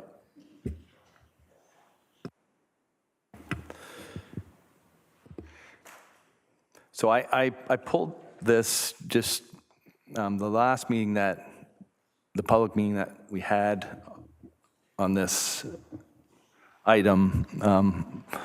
There was quite a bit of community feedback on it, and there was a couple points that came up just recently, and the one from my point of view was a question on the cash in lieu of parkland, and maybe some of the comments surrounding that. There was the question in the report. What I would like to try and present is the Innisfil Creek subdivision on the west side of Stroud. It had cash in lieu of parkland. This development's looking for cash in lieu of parkland. There's comments from the residents of Stroud that sometimes we would like to have parkland. And this being the center of Stroud, I think this is a good opportunity to try and incorporate a little more green space into that, especially with the density that we're seeing in that development. So maybe I'll start with that point, and then I did have another one. Can we get a comment on how that's determined for these applications? Mr. Correa? Thank you. Through you, Mayor Dolan, to Councillor Ices. So I mean, under the Planning Act, there's some discretion and options for developers to bring forward either parkland or cash in lieu. And there are cases where it's a combination of the two. I think in this particular site, what's important to note is that there is existing zoning in place, which did not include a parkland block and always contemplated cash in lieu. And then contextually, I mean, totally appreciate where the residents are coming from, but also there are parks and community facilities within, let's say, a 3 to 5 minute walk. So it's not necessarily underserved with available parkland, but ultimately through any development application, including this one, planning will encourage dedication of appropriate blocks for parkland. This is a private street development as well. Typically, we don't necessarily encourage a public park to be off of a private street. But what we would require, or at least consider through the draft plan and site plan conditions, is whether or not there could be easements that ultimately make the potential amenity spaces publicly accessible. So ultimately, it's kind of done on a case-by-case basis. But given the nature of the site and what they're asking for through this zoning bylaw, it's actually less units than previously approved. And it was generally always contemplated as previously adopted by council that it would be a cash and lieu scenario. Councillor Assis? So in the report, it does speak to some trails and whatnot around the stormwater management area. Would there, I believe there's an easement in place as well to allow the residents to use that area? Through Mayor Dolan, yeah, so there's approximately a 0.69 hectare block just south of Street A, as shown on attachment 2, which is for stormwater management, and we would be encouraging that to sort of be a little bit animated. Though, what I do want to say is we wouldn't necessarily want to encourage or recognize stormwater management block as a park, and so while there's ability to sort of animate it, it wouldn't be deemed parkland dedication, and so they would still be required to pay cash in lieu, notwithstanding what they might be able to do with that block.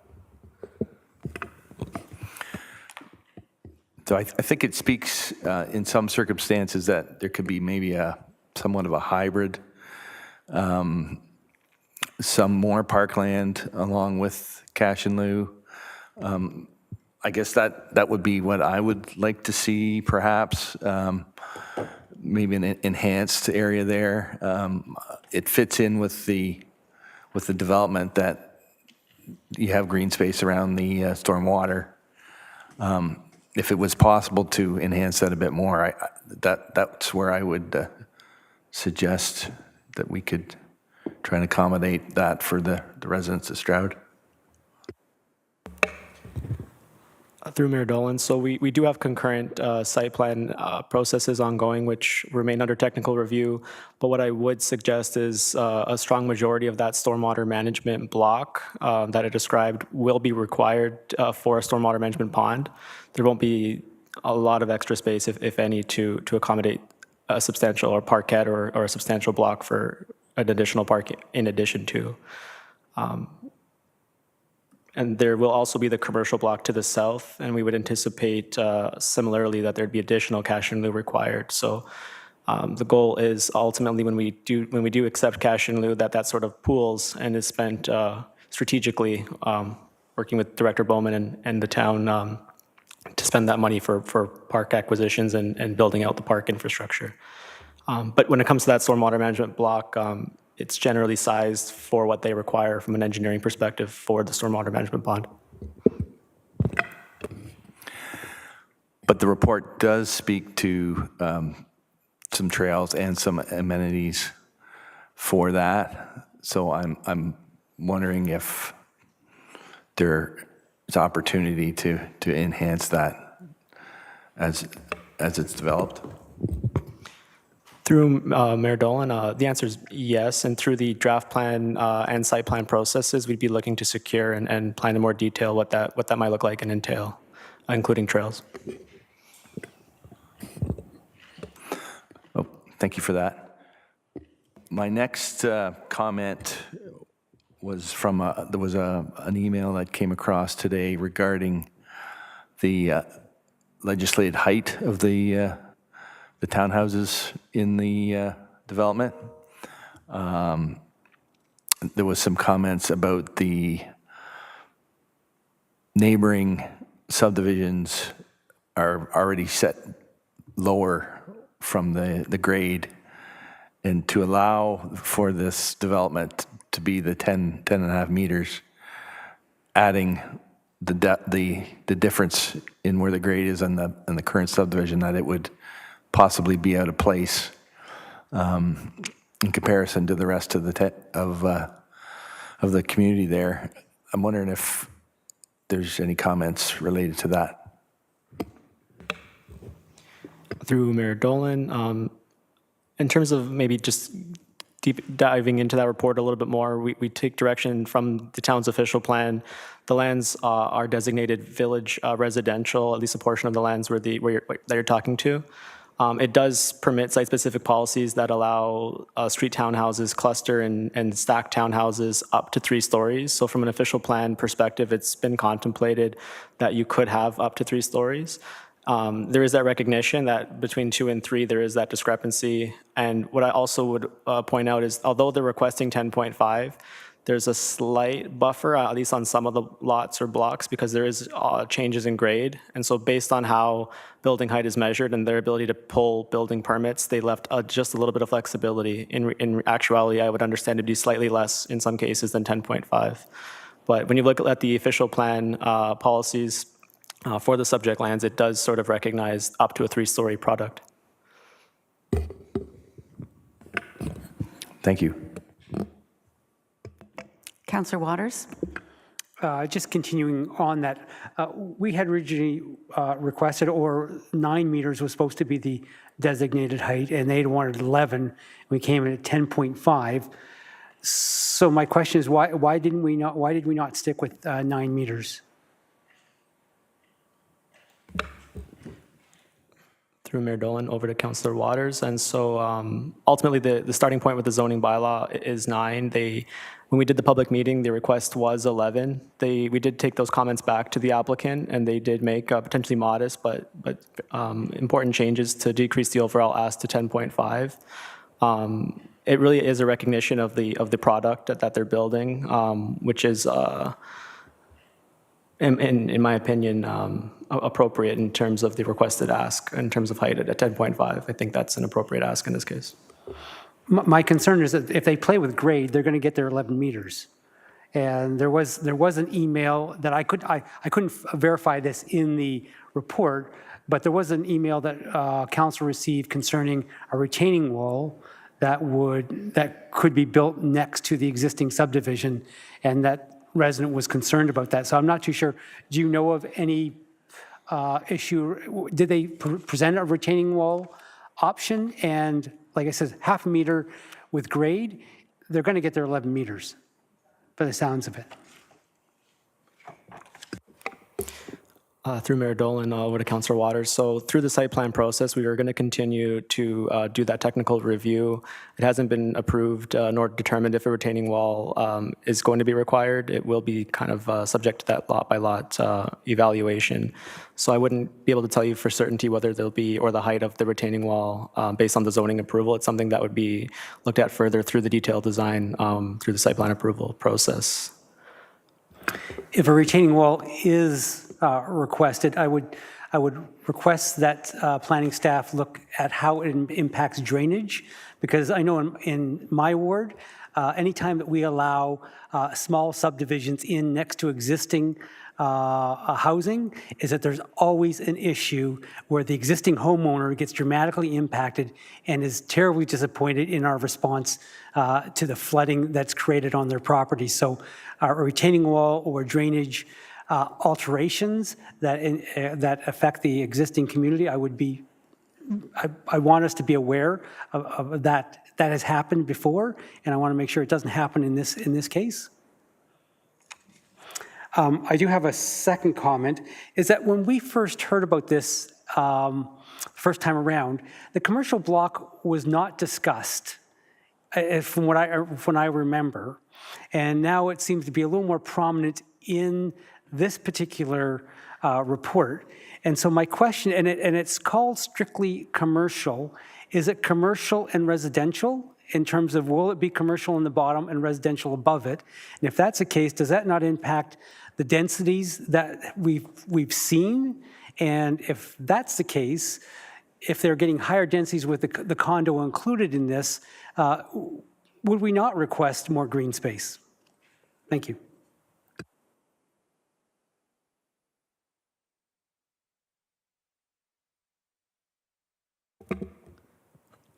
Through Mayor Dolan to Councillor Ices, I just want to take a look at the report just to make sure I'm giving factual information. Thank you. And I did see a comment about the concern with the retaining wall. It's on the bottom of page 13 of 23. Oh, thank you.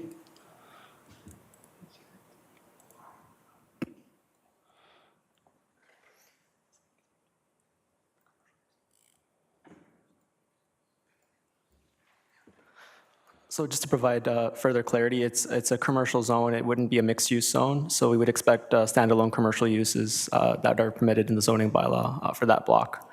That development would be subject to a separate site plan control process that hasn't been applied for to date. So my question, can they come back to us and request that zoning change to mixed use? Through Mayor Dolan, they would require a further amendment to the zoning bylaw for that block if it was not strictly commercial based on the bylaw.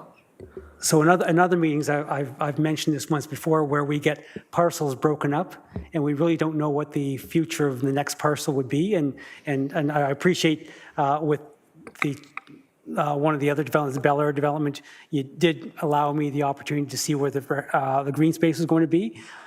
But here, I think I'm going to see, because I can't imagine them just having a commercial zone on Yonge Street, that it seems to open itself to mixed use. And so my concern is that we've passed something, density and no green space, and they can turn around and come back on the commercial space, ask for a zoning change to mixed use, which to me makes sense. That's what I would do if I was a developer. Then the density gets much greater, and we still don't have the green space in that zone. So I don't know how we resolve this, but it's an annoyance that keeps on coming back, where we look at everything in isolation, and it doesn't build for good community. Thank you. Through Mayor Dolan, just a comment. I mean, throughout the town and really throughout the GTA, we've seen sort of the chipping away at commercial lands, especially with all the mantra of more housing and housing projects everywhere. From a complete communities perspective, I'm encouraged to see that there is a commercial block. It doesn't stop a landowner or developer from revisiting their plans, but based on what's before council today, it's meant to be sort of that neighborhood commercial right on Yonge Street sort of uses that are contemplated that are being considered. Whether or not they had further intentions in the future, I really couldn't speculate. But what's being sought after today is a commercial zone for standalone commercial uses on that block. I appreciate that, but I think they'll come back and change that, because I think it just warrants it. It's better use of space, and I think it would add to the streetscape in terms of having a mixed use on Yonge Street. So let's hope it stays strictly commercial, but I'm concerned that it doesn't. Thank you. Other questions? I had one in regards with the timing. So the report says end of 2026 for water and 2028 for sanitary. So why are we doing a zoning approval in 2024? Through Mayor Dolan, ultimately, my understanding is the developer wants to proceed with the understanding of what their zoning permissions what would permit and would allow. They are subject to a draft plan of subdivision process as well, which they'll be going through and concurrently have applied for. Ultimately, it's their sort of business decision that they recognize through the MSP process, as described earlier today, that there will be servicing coming. The previous approval did, in 2017, contemplate a communal septic system, a private system. They've since acknowledged that they want to go with full servicing. which we support. So really, I think it's just the certainty of knowing what's permitted in their zoning bylaw, knowing that they'll have to go through a detailed plan of subdivision and registration of that plan ultimately. So it is, you are correct, though, that you wouldn't see the servicing nor the permits pulled if approved until a couple of years from now. Thank you. Further questions or comments? Call the vote. All those in favor of the recommendation? Those opposed? Oh, wait. Okay, so let me just do that again. All those in favor of the recommendation? 1, 2, just 2. All those opposed the recommendation? That's not. So that's defeated. So does someone want to put forward a recommendation then to refer it back to staff for further negotiations? Anyone? Director Lee. Thank you, Mayor Dolan. I guess I'm hesitating because I think council's decision is they're not approving the zoning bylaw amendment as proposed, which essentially allows the applicant appeal rights of that decision as opposed to referring it back to staff. Yeah, so this is the issue now. So, and I'm not telling the proponents anything that they haven't heard before. So we refuse this as recommended by town staff. We go to the OLT and our planners are witnesses for the proponent. And we have to hire outside planners to defend our position. So can I suggest that maybe we've made some very good comments about revisions that we're looking for in this? Could we not ask staff, take it back to staff to discuss some of the concerns that council have had and report back? I think that's an excellent idea. So that would be moved by Councillor Ices and seconded by Councillor Waters, that staff report DSR 091-24 be received and referred back to staff to consider recommendations and concerns heard this evening. Mayor Dolan, can I request a 2-minute recess before council votes on this? Just Yes. like to consult with clerks and Ms. Lee. Absolutely. We'll have, we've been going for a couple of hours now, so why don't we, it's 9:03, why don't we reconvene at 9:10?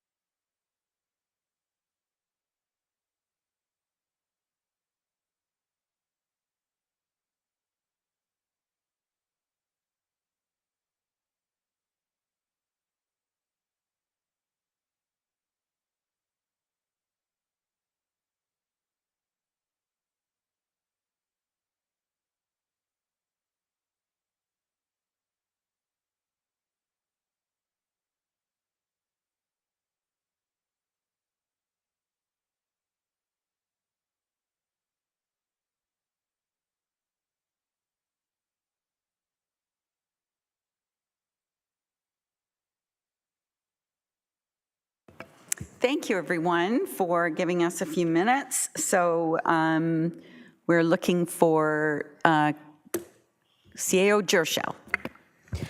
Thank you, Mayor Dolan. So I just wanted to offer a bit of advice to council because there's a couple angles to this. So council has voted on the recommendation on the screen and has voted against that recommendation. We've just been speaking through procedurally, if council wanted to change its mind, hypothetically, what that would look like. And we are mindful of the fact that council is currently sitting as committee of the whole. And any decision of the committee still needs ratification by council. There are provisions in the procedural bylaw that, I'm oversimplifying, but prevent the reconsideration of decisions already taken. So we have to be mindful of that. Although there are provisions, I think, that would allow council to do that. So we've just been speaking through, if council, and it'd be helpful, I think, for the clerks to hear from council your intent or where you're going with this conversation so that we can ensure it is compliant from a procedural bylaw perspective. Thank you, Ms. Thomas. So we took the vote. Could we not have, and that was defeated, could we not have a revised recommendation to send it back to staff with consideration of the concerns that council had? Thank you, Your Worship. And yes, that would be the case. Is as far as how that would reflect within the minutes, it would look or be more understandable to the public if a member of council were to place a vote to consider the motion again, or a motion to receive, and that it be referred back to staff with specifics as to what they wanted to accomplish. Okay, so I'm looking to the mover and the seconder. Go ahead, Councillor. Thank you, Worship. With that in mind, I would like to have a further discussion on what the issues, the reasons why it was turned down, and have staff address those. So I would, that this item be referred back to staff to address the issues of more parkland and the possible the mixed use of the commercial areas in the future, as well as drainage issues pertaining to possible retaining walls and height limits. I think the only thing that might be out of scope there would be the commercial, because it's not part of this application. Am I right or wrong, Director Lee? Mayor Dolan, you're correct. As Mr. Correa indicated, the application before you is for a commercial block. I understand council's concerns that they don't believe that's how it will end up in the future, but that would be subject to a future application that you would have to consider. This application is for a commercial block. So we need to take that at face value, and then if it comes back with a revised for a rezone, then we could deal with it at that time. Am I understanding that correctly?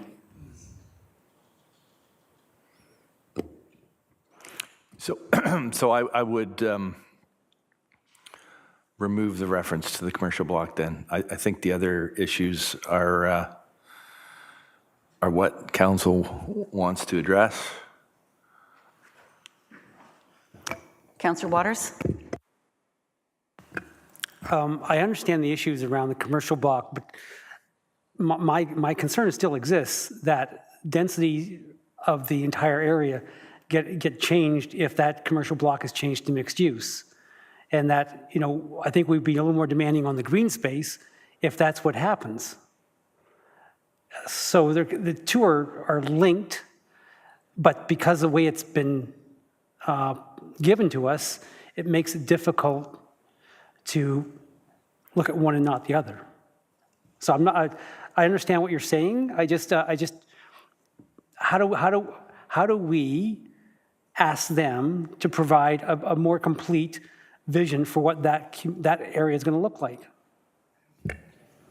Mayor Dolan, through to Councillor Waters, they have provided their vision, and it includes that commercial block, not a mixed-use block. So we have to take their vision, either say that you don't agree with that vision, and therefore you defeat the zoning of the property, or you take their application as it is and evaluate it based on what's before you, because that's the application that's there.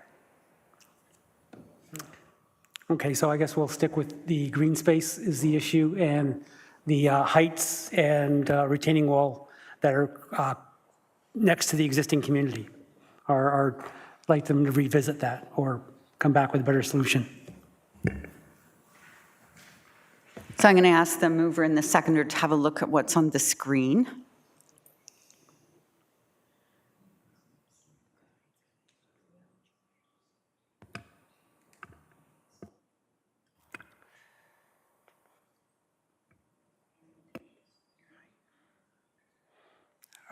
Are we?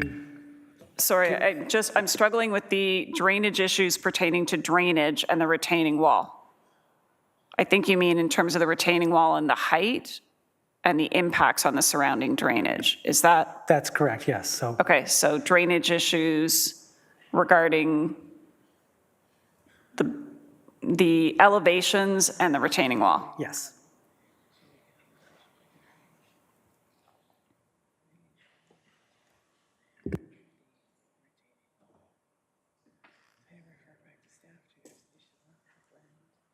First, I'm going to check with council and then staff to see if, is that something you can work with? And council, is that something you can live with? I feel better about that. Yep, I feel better about that.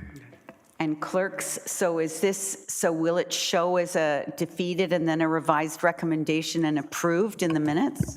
That would be correct. There will be a procedural notation within the minutes advising on that as council was in committee, they did a reconsideration where a reconsideration motion is not required, but provided a revised recommendation that would, if this recommendation carries, then it would go for approval when we do the all of the consent recommendation.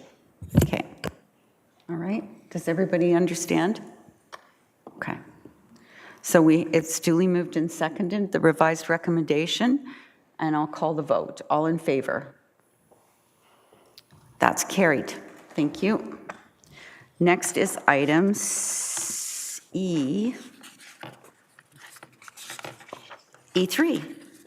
And that was pulled by Councillor Richardson.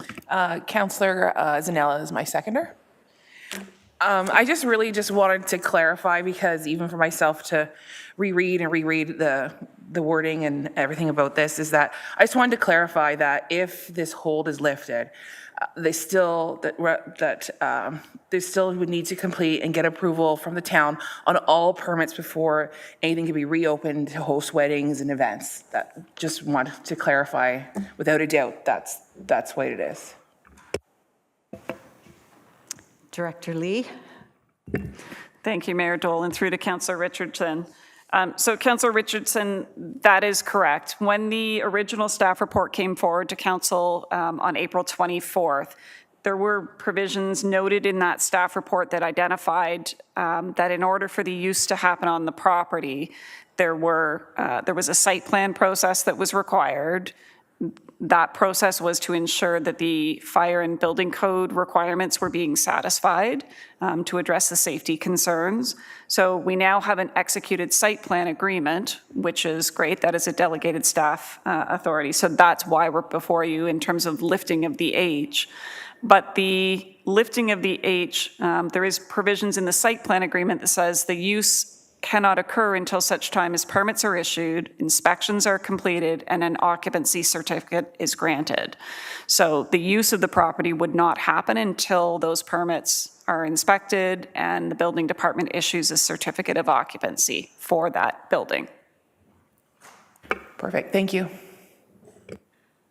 Thank you. Councillor Saunders. Thank you, Madam Mayor. I just wanted to clarify on that one as well. Even though they've done this, they've shown us in the past that they'll hold events without us having the permits and stuff. What is our recourse if they open up? And do we shut them down immediately, or do they just start getting fines again? Because I think it would probably make council a little bit happier if they get shut down immediately if we find out there's been an event there. So through you, Mayor Dolan, to Councillor Saunders, the zoning bylaw process, and Lee may want to correct me, but enforcement is not an immediate process. We can go to the courts to seek an injunction. That's not, same day. There's still a process that would have to happen for a court injunction to stop an operation. At this point in time, the applicant has been working with us this season in terms of going through the process, getting their approvals, completing the site plan process, working with the building department on the building permit process. And they've executed a site plan agreement, understanding that it means operations don't occur on the property until such time as they have occupancy. Other questions or comments? I have two, I believe. So I just want it to be very clear, because I've been getting a lot of correspondence that says that, getting different stories from different people. So I just want us to be very clear that as the town, that lifting the hold does not mean any weddings can go forward or any activity can go forward until such time as occupancy has been granted by the chief building official? Mayor Dolan, that's correct. So the site plan agreement is clear that operations on the property, the use of the property for what we allowed through the zoning is not permitted until such time as they have an occupancy certificate by the town. And one of the questions that we're getting a lot that we can't answer is, when will that happen? And can we explain why we are not in control of when that happens? Mayor Dolan, essentially, that's the applicant's process. We will come and do the inspections as we're called to do the inspections. As I noted, they have been working with town staff, their architect, with the town staff on the review so that we can streamline as much as possible the building permit review and approval process. That permit could not be considered for issuance until such time as the holding provision was lifted. So once that's completed, the building department can work with them to issue the building permit. They then have to, we're not in control of when they have contractors to do the work. We can make assumptions that's all lined up, but we don't know what their timeline is to complete that work. We can do our part in terms of being there for the inspections as we're called to them to ensure that we're doing our part. Thank you. So we'll continue to work with the proponent to do what we can, but in essence, it's in the applicant's hands, and it's unfortunate, but we're doing what we can to make sure that it moves along as quickly as possible, but also that that there's an occupancy permit and that it's safe. Okay. Any other comments or questions? Seeing none, all in favor of the recommendation? That is carried. And that takes us to a rise recommendation, and that would be moved by Deputy Mayor Fowler and seconded by Councillor Constantine. All those in favor? That's carried. And next we'll go to adoption of the recommendations from Committee of the Whole, and that is moved by Councillor Richardson, seconded by Councillor Zanella. All those in favor? That is carried. And next, we'll go to announcements. Councillor Ices. Thank you, Worship. Over the last little bit, we've had some very enjoyable events. The Mayor's Golf Tournament was awesome. It was great to see the community come together to raise funds for that event. I also attended the Scouts Flapjack Dinner, where they were raising money for a Pacific Jamboree that they're going on in beginning of July. So it was really great to see that group in action, and to hear how they're doing. They are short on leaders, so I guess I would put that plea out. If you are somebody who loves kids and want to see them develop in that type of atmosphere, I'm sure they would love to take you on for a leader. As far as upcoming events, the MPP Community Barbecue is on July the 21st, 11:30 to 1:30.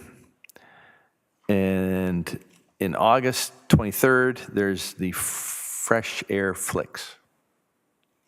That's all I have. Thank you, Councillor Ices, and I did give one of the Scout leaders enough Innisfil pins to make sure that all of the Jamboree students get an Innisfil pin. Councillor Constantine. Lefroy Minor Hockey's calling. The sun may be shining, but we're gearing up for fall. Don't miss out on registration for the 2024-2025 hockey season, and you can register online. Also, the Senior Mobile Activity Living, that's at the Morgan Russell Arena every Wednesdays from 9:30 to 11:30. And also teen nights for the month of July on Monday nights at the Morgan Russell Arena from 5 to 7:30. Thank you very much, Councillor. Word 3, Councillor Richardson. Over at Moon Cafe, they have a vendor event happening on Sunday, June the 30th. Coming up at the Innisfil Idea Lab and Library on July 6th is Drag Queen Storytime, which I'm looking forward to. And then also with July starts the Music in the Park again. So July 9th, they have the Boathouse Blue project. This is at Town Square. And this year, they're actually adding in a food truck. So they'll have Leaf Cafe and Foodies food truck. And in consideration with Councillor Constantine, Teen Nights is also on Friday nights from 5 till 7:30 at the library. Thank you so much. Councillor Waters. Thank you, Worship. July 1st, Canada Day event at Lions Hall from 10 till 2. There's free hot dogs. July 12th, there's Fresh Air Flicks, and that's in partnership with Youth Connects. And the film is 10 Things I Hate About You. I think that would be a good one. And I originally thought that was about me, but and then August 9th, Fresh Air Flicks again. So a couple of dates there. Thank you. Thank you. Councillor Zanella. I have nothing. It's very quiet over in Ward 5. Lovely. Everybody's at Leonard's Beach. That's yes. Right. Okay. Ward 6. On Monday, July 1st, the Sandy Cove Parade will start at 10 o'clock, and then after that, there'll be a barbecue to the left on the grass with the Fitzies playing. And we're asking that in lieu of donations they want to bring food, non-perishable food to the food bank. Should learn to talk today. And on the weekend, the same Canada weekend, Friday Harbor is having live music and promenades on the pier, and they are doing their fireworks Saturday night at 10 o'clock. Thank you so much. Deputy Mayor. Thank you, Worship. Everyone's covered a lot of the bases I'm going to be at. So tomorrow, at 11:30 at our very own town hall, we'll be raising the St. John Ambulance flag for Paramedic Week, honoring those who come to us in our greatest time of need. And that's it. Thank you. Thank you so much. I just want to say, first of all, a congratulations to all the graduates graduating from kindergarten right through to grade 12. We wish you all the best. I did adopt a grad, and I went yesterday and surprised her and her sister and her mom, and that was great. And tomorrow I'll be attending Nantar Shores graduation, so I'll get an up-close photo for you there, Councillor Richardson, when you're... Oh, you're on the stage for parent council. Excellent, excellent. I want to thank everybody for the Mayor's Golf Tournament. We ended up raising over $100,000 for the Innisfil Community Foundation, so thank you to members of council who came out. Thank you to all the volunteers. We had lots of staff volunteering, and I really appreciate that.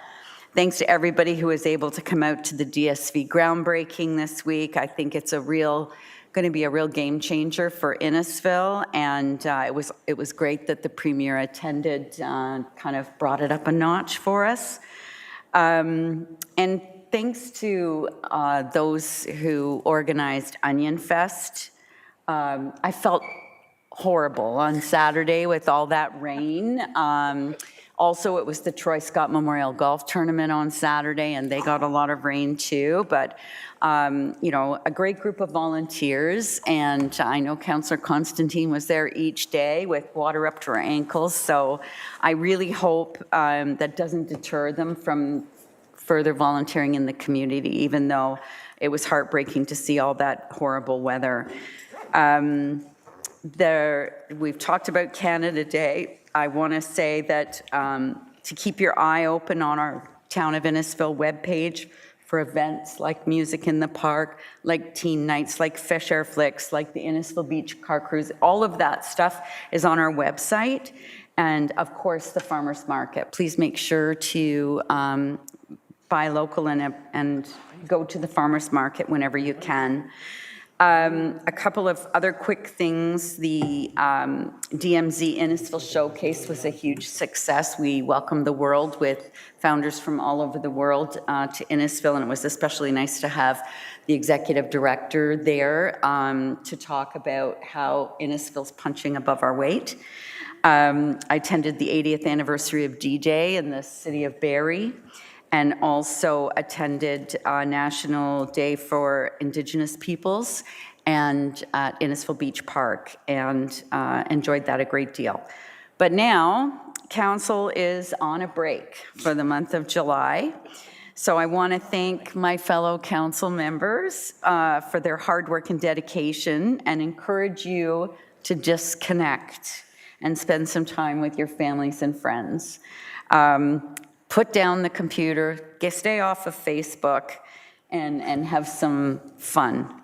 I'll see you back in August, and we'll hit the ground running with our next council meeting, and then the AMO conference right after that with a variety of delegations, with a variety of ministers.